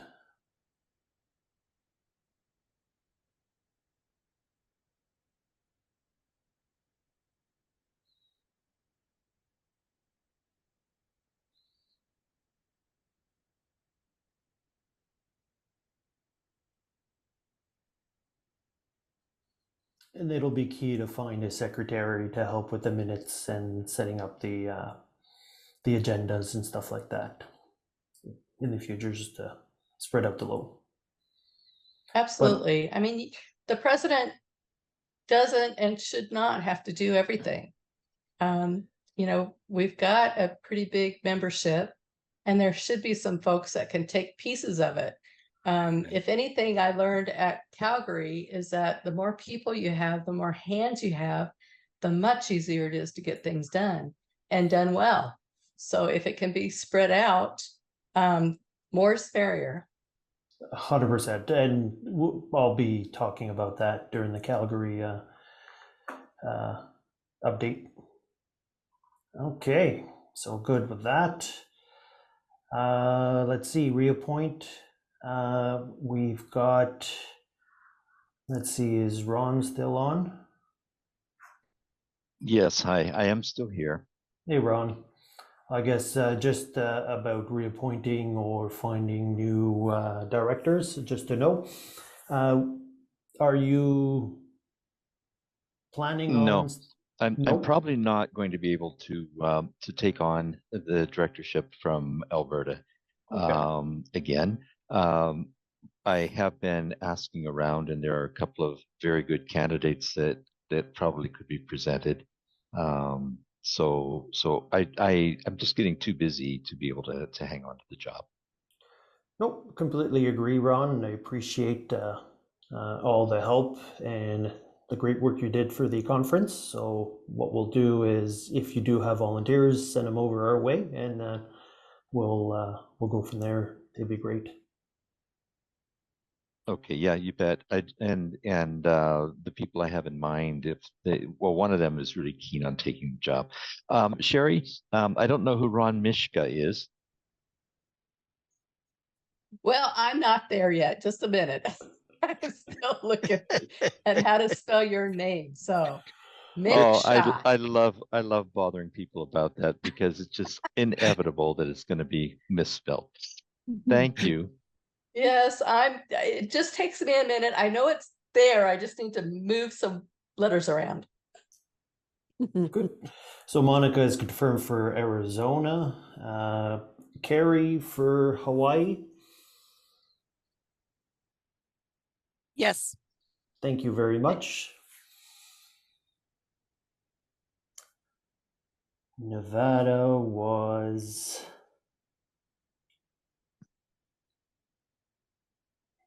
I have a bad That memory. was Dell, and he's good till 25. Okay, good. And Utah is you, Veldon? Yes, I'm good. You're good? Thank you. Yeah, keep Veldon there. Woo! Yeah, keep him in Utah, right? Yes.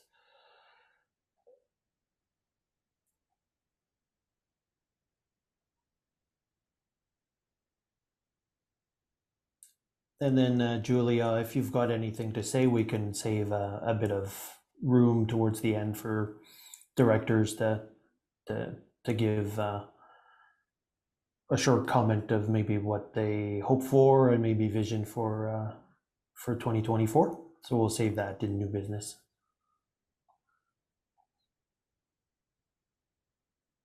Okay.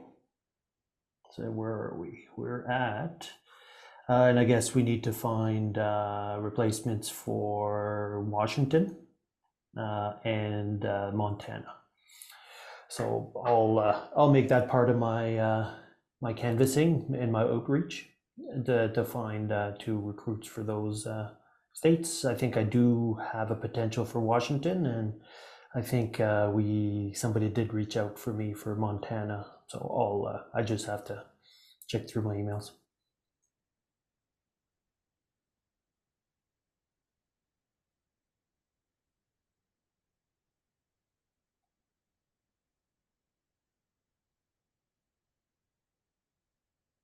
Go ahead, I'll finish my thought in a minute. Good. And I guess if anybody else has ideas for volunteers for those 2 states, don't hesitate to reach out for me or to me. 810. Yes. Is there a description of what we are supposed to be doing or what we are responsible for? I was that, and I haven't been able to find it. What I'll do is I'll share the sheet that I sent out, and in there, it's basically outreach.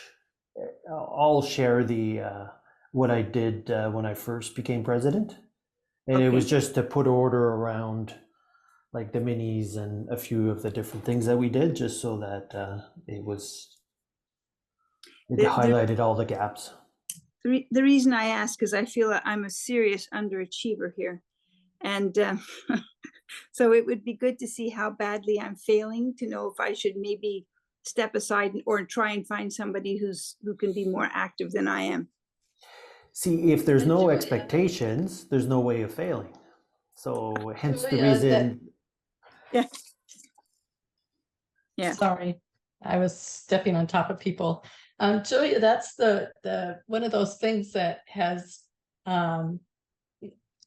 Etienne started it, and it's something that maybe needs to be more finalized.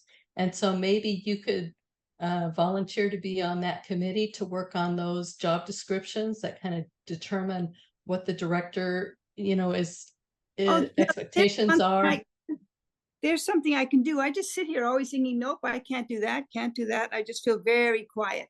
So yeah, okay, that's a good way to get me into a harness, and I would respond positively. Thank you. Perfect.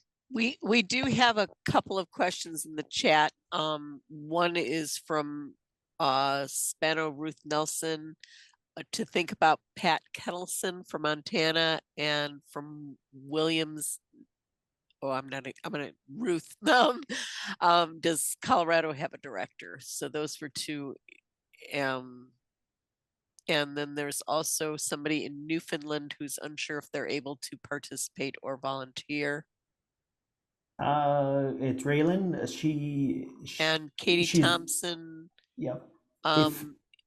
help or look for help from Colorado at least. So those are some things that we should know about. Okay. I'm not sure about Colorado. Is that within our? Yep. It is. Yes, eh? it is. Yes, Okay. it Yeah, is. Ray's story supposedly Ray. is good through 25. Okay. Is So I Ray can still follow up around? with Ray. Yes. And I guess, yeah, put an email to follow up with Ray. And I hate to compete with Ron, but my name doesn't have an S at the end. But No problem. I I'll would take it off respond. this other one too. I would still respond to the name. Oh, Ron. He's such a pain sometimes, you know? Drama. Okay, I am still here. I know.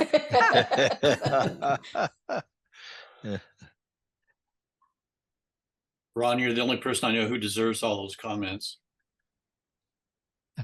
Well, thanks so much. Okay. And so, yeah, around as long as you're a member, we'll accept help from anybody. So Raylene out in Newfoundland, absolutely. And the person from Colorado, if we are looking for a director, I'll reach out to you. So I'll take a picture of that right now. So I get your name. And you can reach out to me at Yukon Honeybees @gmail.com.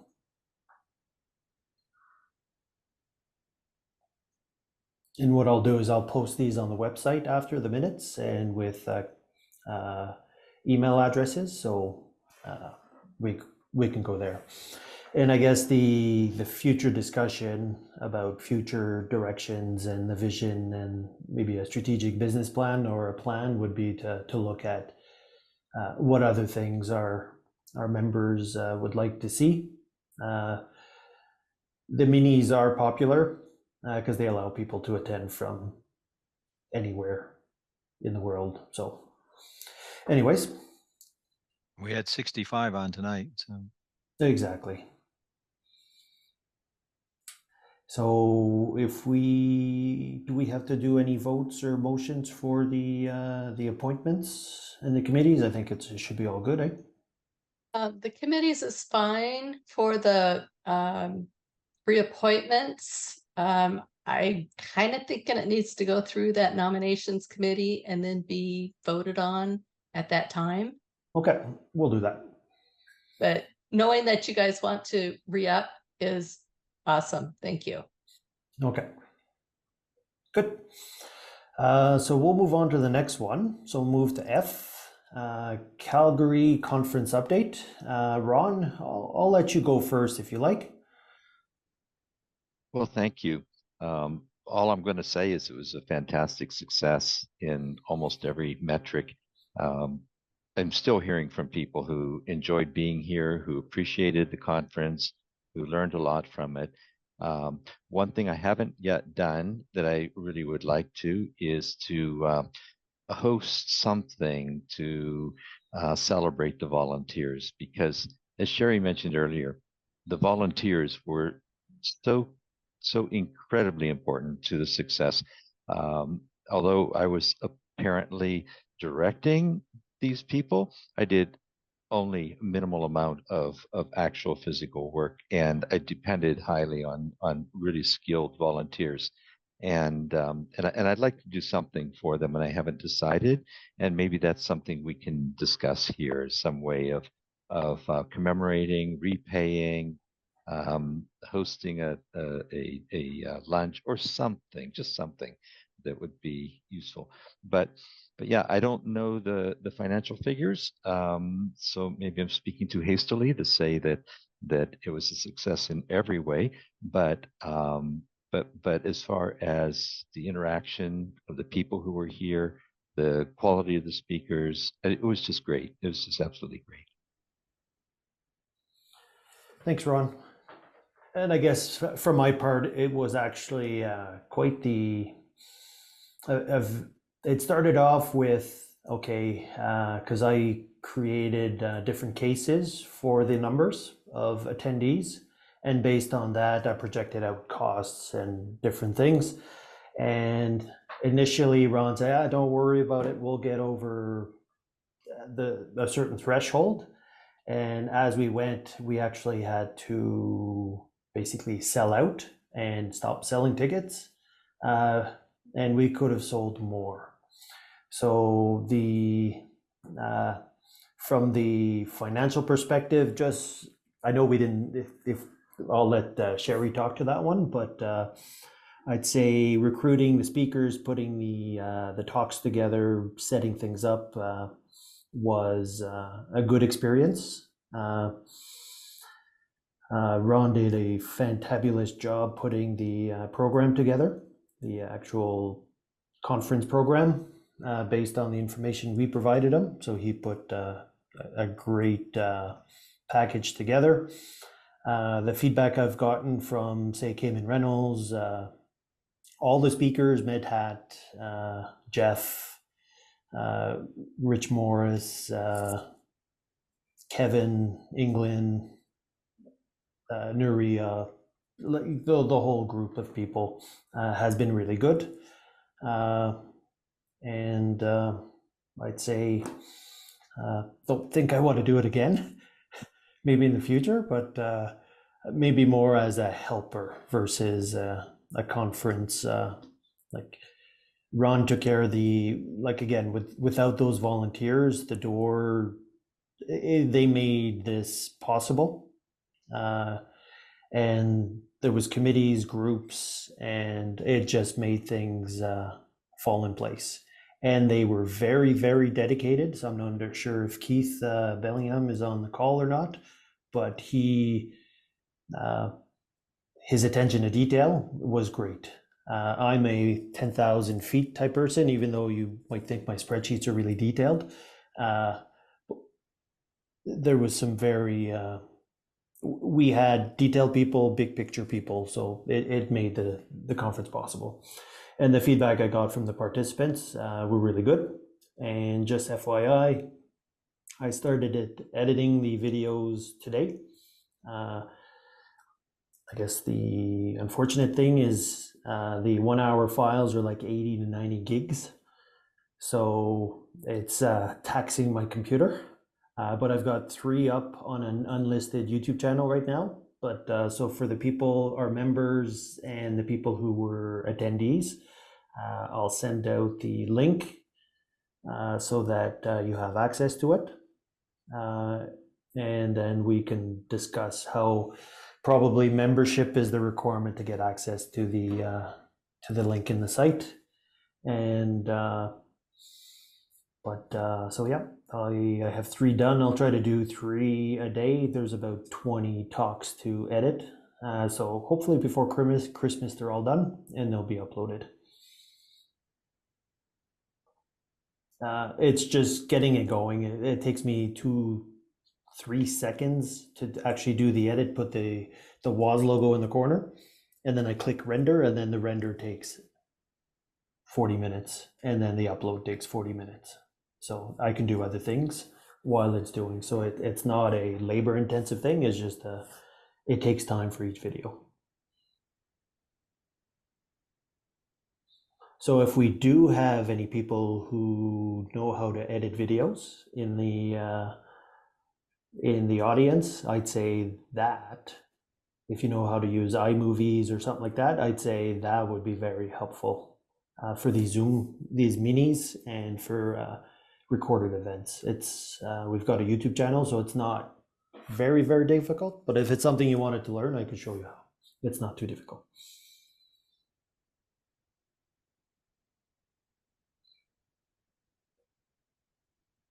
And it'd be a beautiful Christmas present for me. Okay, are you ready? Yes, I'm ready. Okay, my first comment is, Ron, everything you said was it just reminded me of a great leader. To be able to bring all those people together and get them going down the same track. And everybody had their jobs to do, and they did a fantastic job. Well, thank you for that. I can't say enough for all of those volunteers, and I'm not going to mention them all by name, but we do want to do something. You know, I should at least send them a letter or a note. But thank you. And then Etienne, you just went above and beyond. Yes, your spreadsheets were quite interesting.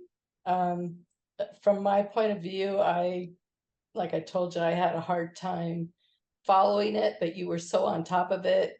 Ron was so on top of things that for a conference, I did not have to worry about the money.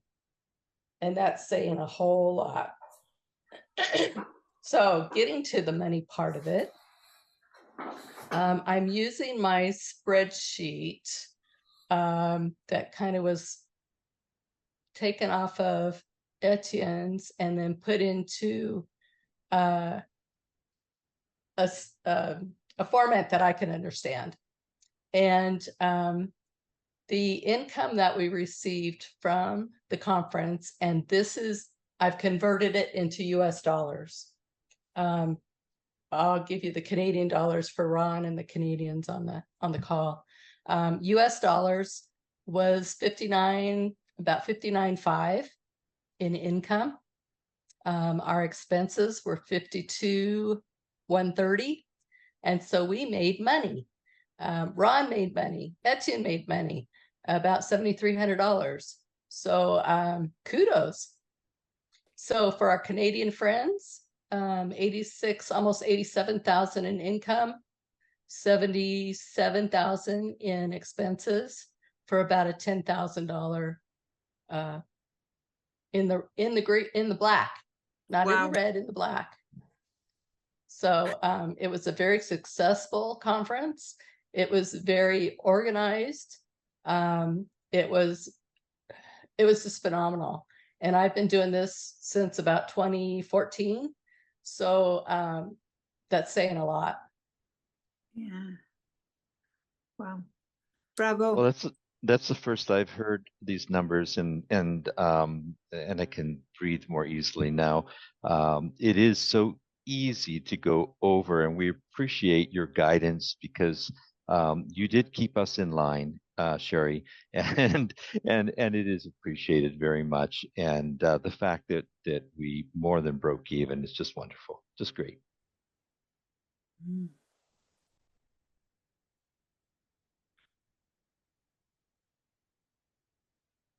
Yeah, most of these conferences have lost money. And some have broken even. But this is the best by far. And it was so smooth. Again, it was so well organized and orchestrated, and everybody knew their job, and they had a lot of meetings that I wasn't a part of, but the committee, the groups had lots of meetings to make sure that they knew who was on board and who needed help and where there was issues and where, things were going well.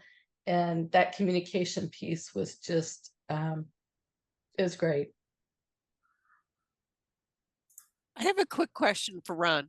How many volunteers and how many committees, just to give people an idea of what it does take, because there's going to be other conferences in the future. What did it take? Yeah, it took a lot. So we're in a very fortunate position here in Calgary in that we have a very big and very dynamic and active local beekeepers club. So I was a past president of that, and I have a lot of connections there. And people really stepped in and came by the dozens. So I would say we had a core group of about 30 people who really did most of the heavy lifting. And among those 30 people, I think we may have had 8 or 10 committees. So we had committee leads, in charge of everything from the tours well, I'm thinking of Keith again, that his work was phenomenal in finding the venue, in keeping everything smooth on that end. I mean, we just had really, really good volunteer efforts from probably 10 committee leads, and then at least 2 or 3 people inside of each committee. And some people were volunteers who simply freelanced anywhere that there was something to do, something to move, something to somebody to find. It was just great to work with all of them.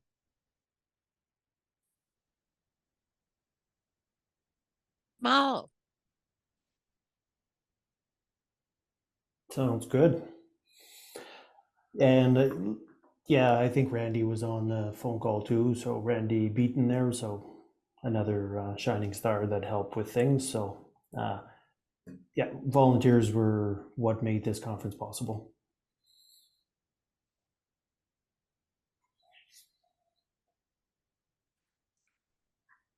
Any other comments on the conference? And I'd say Ron, if you just get back to us around, if you do have an idea, I'm sure the board could offer up a little bit to help cover some of the cost for that, an organized lunch or mini event for the volunteers. That sounds great.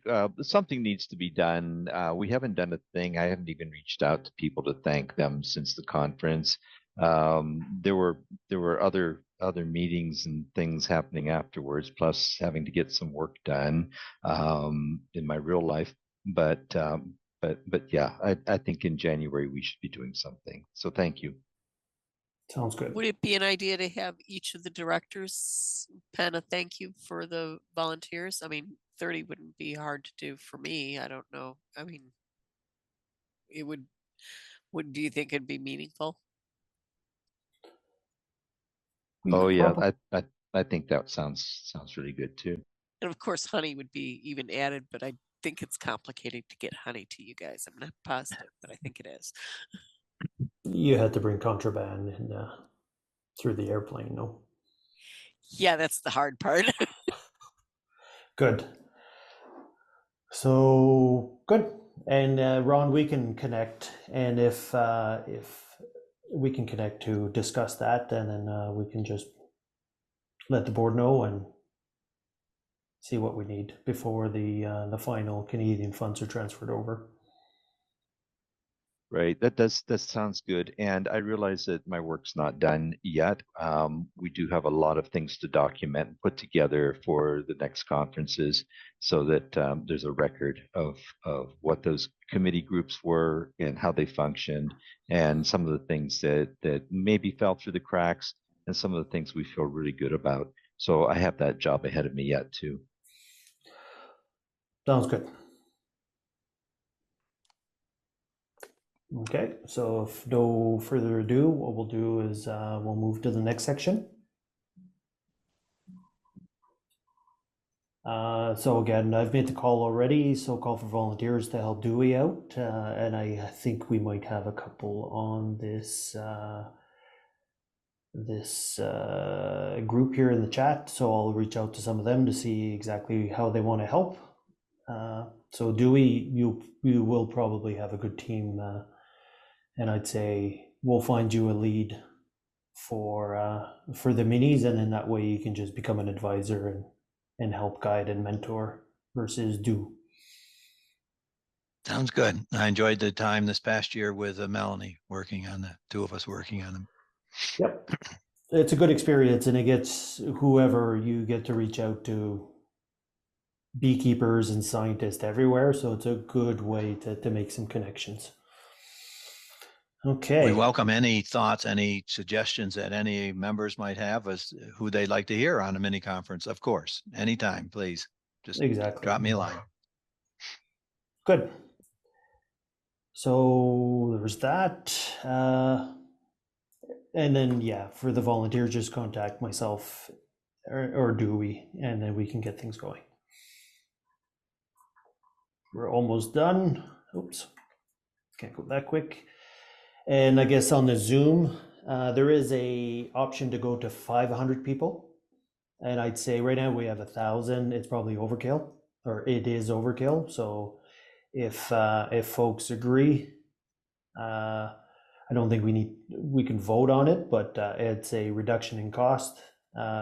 So to go with, if there's any objections, let's just go with the 500 people webinar. And because on average, we've been in I think the most we had was a 250. We've never hit the limit, and at that price, it's just a managed cost.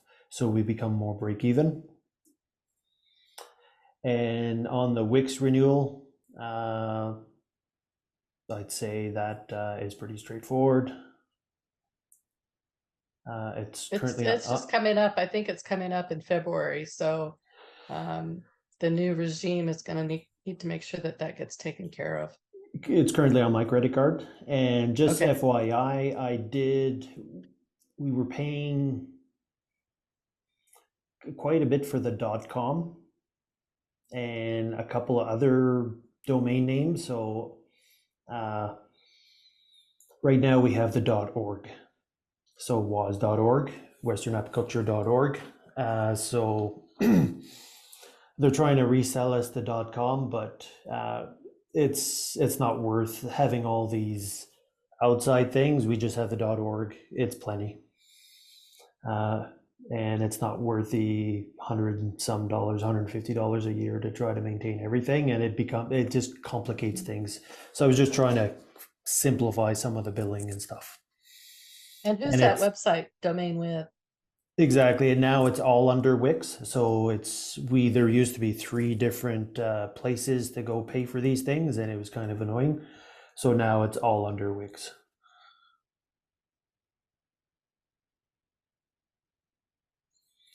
And if we're good with that, and what I'll do is I'll make a list of all the my credit card, the items that I do pay for. I do bill them back, so just so you know, I'm not. He's generous with his time, but not with his money. It depends. It depends. For some things, I don't mind.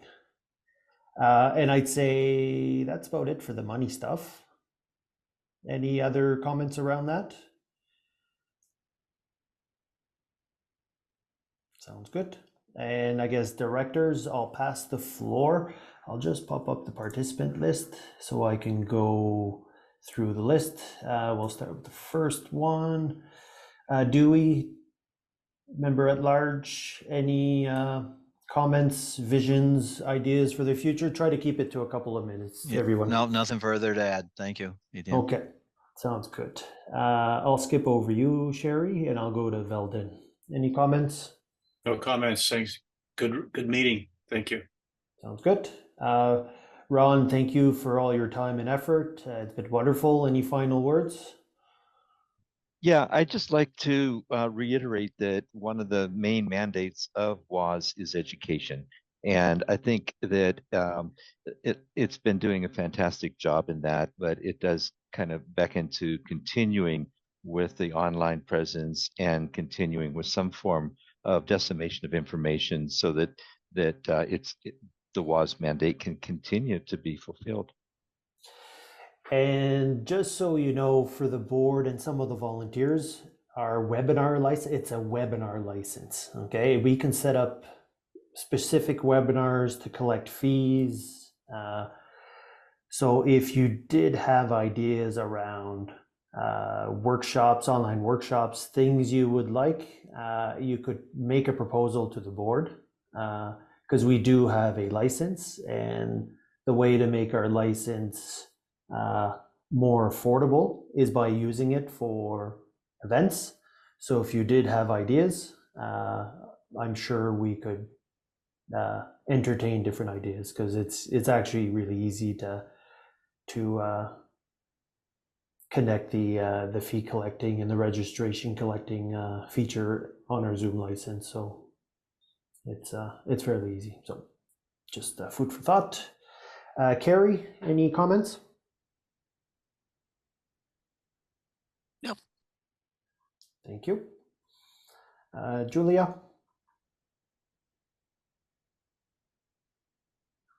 Oh, you might be muted. I think it's a great idea that you're thinking of strategic planning.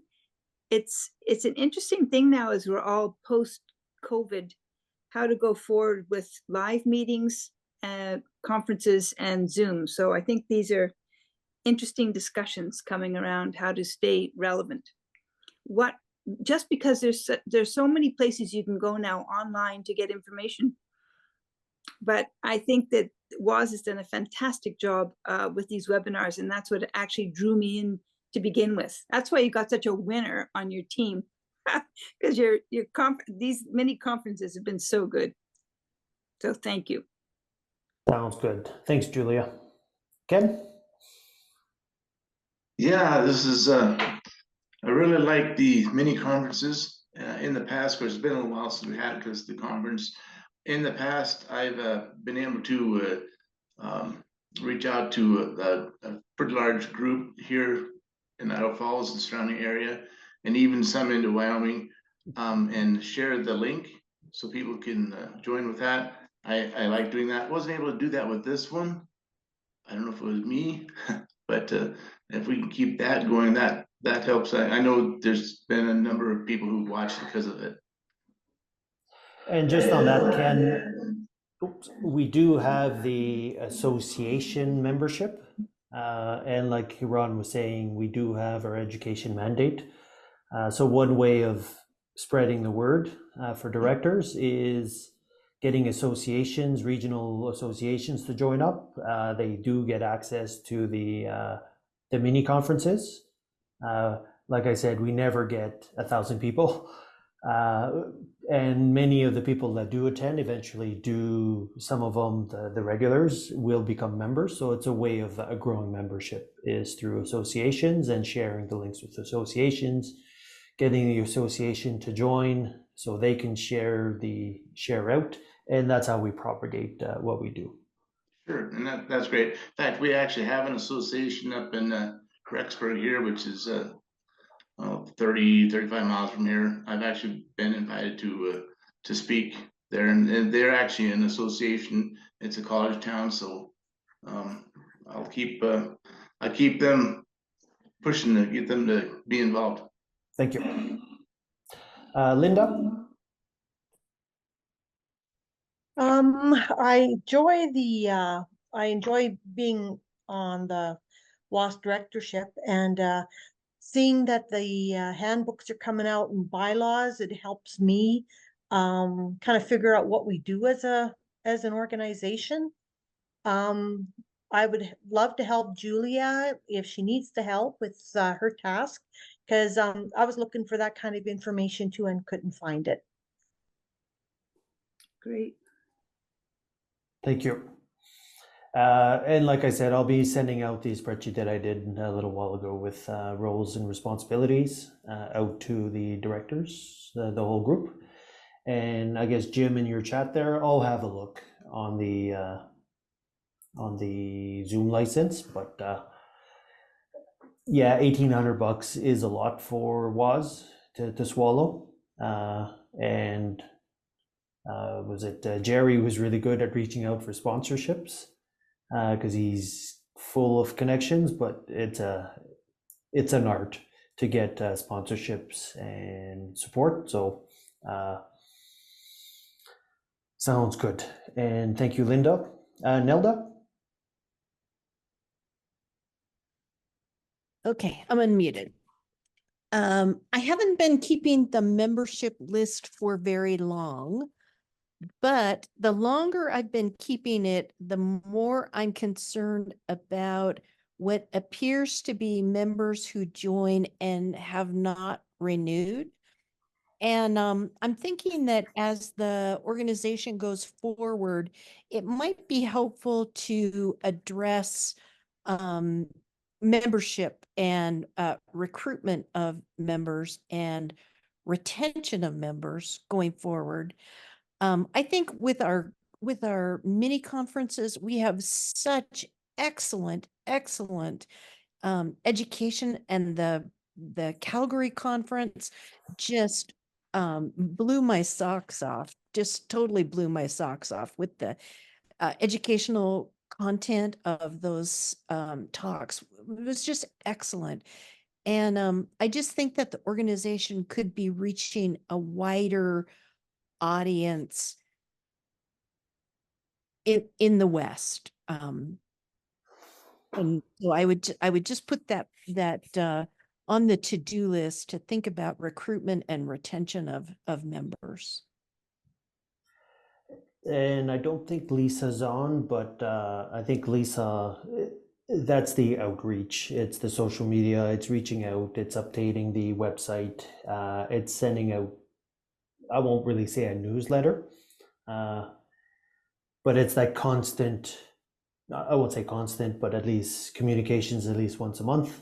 And I'd say that's where having a broader volunteer base and some of those assigned duties will help with that. But all really good points there, Nelda. Thank you. Excellent. Thank you. And Steve? Oh, Eddie, and you've done a heck of a job here in bringing Ron in. It's been just a breath of fresh air for the organization. I think one of the things that came up here is Nelda was bringing up, we're trying to keep people retained. Perhaps the directors for each state ought to find out who isn't re-upping, and then as the next mini conference comes along, a local reach out, a statewide reach out to those individuals might help on that. And as Ken was saying there, is the directors heading out to the local clubs, I think that's a great idea. That'll go a long way to bringing in more folks. I think so, and I think Nelson, your comment around renewals and the membership, how long they last. I think when we switched the prices from $60 to $30, those that had paid $60 got 2 years, and I believe Sherry's preparing a mail out or an email out for renewals coming soon. That's correct. Yeah. So right after Christmas, you'll be hit with an invoice. Perfect. So just a renewal invoice, giving them, and I had a really great response last year this time. I had a couple that said, I didn't order this. Why did I get this sent to me? And it's like, okay, sorry. But the majority of folks kind of like that reminder because you kind of forget about it. And so if you get something in your email that says, hey, it's renewal time, they go, oh yeah, and then they go ahead and pay for that renewal. So that has helped tremendously. Sherry, I would also look at going back in time, not just this year, but a few years, because some people kind of lost track of time during the pandemic. I mean, and I know that we lost track of some of our renewals and stuff. And when people reminded us, sometimes we realized, oh, it was 2 years since we last renewed. But I mean, it was just lost time. So maybe just going back and just reminding people it's been 2 years. Would you like to renew? And hopefully not too many people will get mad at you. Sounds good.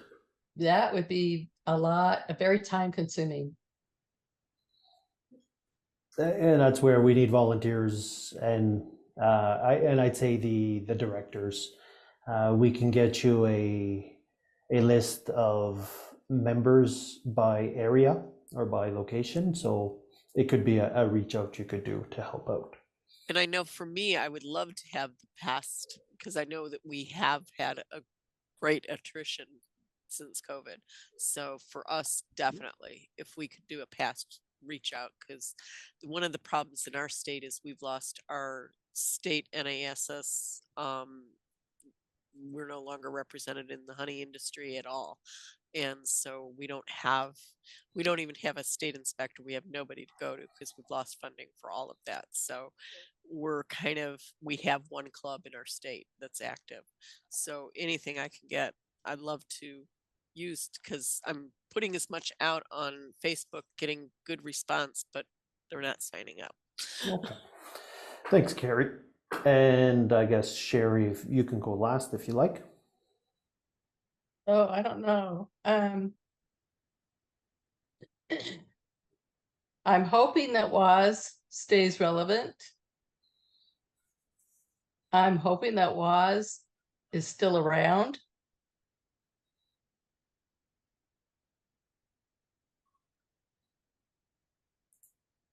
I'm getting very emotional. I'm sorry. No problem. And I And put a lot of time and effort into this organization, and I would hate to have it just fall apart. There's some good folks around, and I hope you're able to keep it together. we'll do our darndest. And yes, my email was dire, but it was just to put out a serious note to say, hey, we need help. So, and yeah, Ken, thanks for not complaining about your spelling on your name. I just fixed it. We needed some humor there. And I'll send a note to Lisa. Thank you very much, Sherry, for all your years of service and helping making WAS stable financially and controlling and just being diligent and unbudging. Yes, it's annoying sometimes, but it's important to have that because it adds that rigidity, that discipline that is required for WAS to stay strong. And I know that I have made some folks unhappy with some of the decisions that had to be made. But that's part of what my job was. 100%. To make sure that WAS was financially responsible and, to hopefully grow it so that there's more opportunities for this organization to move forward. Yep. And something I just want to throw out that is, Steve has talked about this in the past, is possibly with the finances that we currently have, do we want to look at hiring an executive director to do the administrative stuff?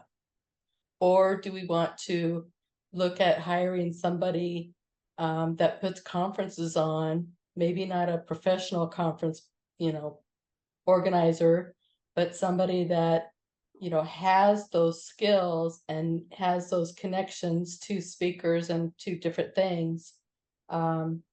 Just a thought I'm throwing out. We'll leave that one to the new board. And I'd be happy to talk on that some too. I think there's a variation on that. A paid executive director is outside of the realm of this organization, but bringing in some help to do some of that stuff would take a lot of load off of folks. Yep. 100%.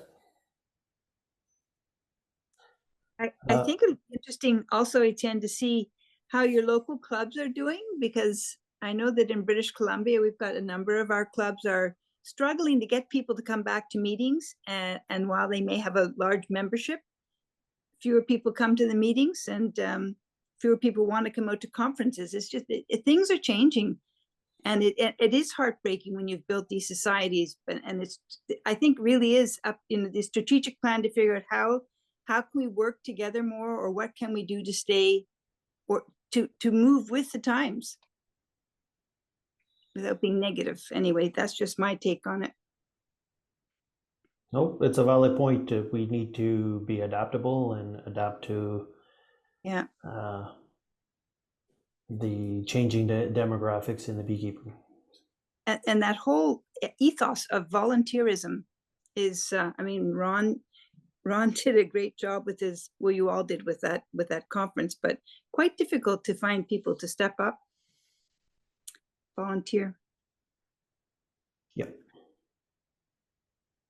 Good. So I know we're Dewey's late on time there. So what we'll do is H communications. Lisa is not here. I'll send her a note just to make sure she's doing fine, and follow up with her. And again, if there's anybody interested in social media and pushing things out, helping with the website, let me know, because I'm sure Lisa would enjoy the help. And then finally, just before we adjourn, my proposal is once the committee has come up with, I guess, I won't say solutions, but nominations for the key roles, we would call a special meeting sometime in Q1 of next year. And the next one would be for the bylaws. So once we do have an approved draft, we would send out a 30-day notice to our membership, and then likely set up an electronic ballot. There's different ways we can do that, so for the membership to review the bylaws and then vote on the changes.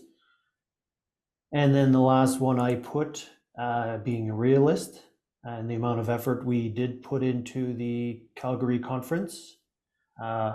It's not an absolute, but a bigger conference, anything the size of Calgary, would require quite a bit of effort. So, but I guess I'm jumping ahead. For the proposed meeting around elections, do one at a time. Is the group okay with that?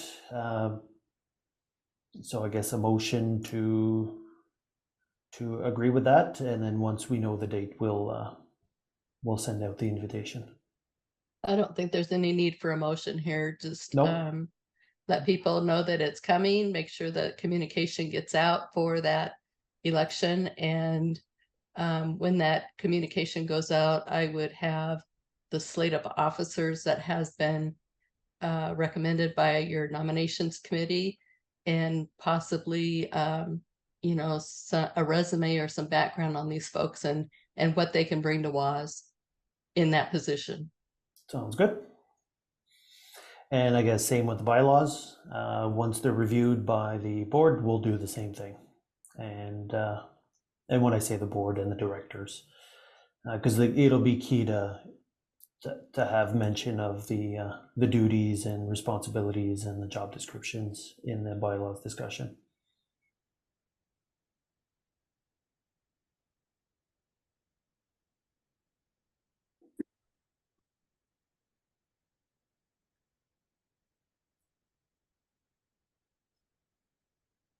Sounds good.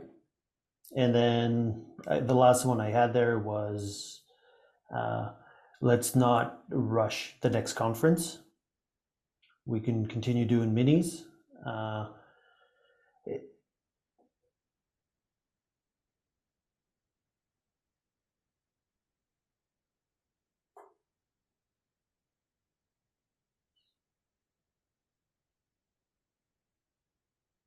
It would be important for the new officers that come in, that are elected, as probably one of their first orders of business, to consider that proposal, to consider, you know, when would be a next live conference. Yeah, live and location. With the board, with the entire board, you know, input, of course. 100%. I don't want to set up the next one for failure. So it's better that they be prepared.